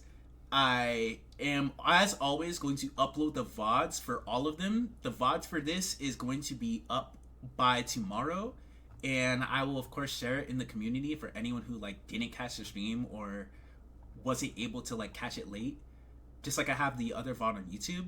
So I really appreciate all the support, and I'm very much looking forward to the next one. So I'm gonna holler at y'all later, alright?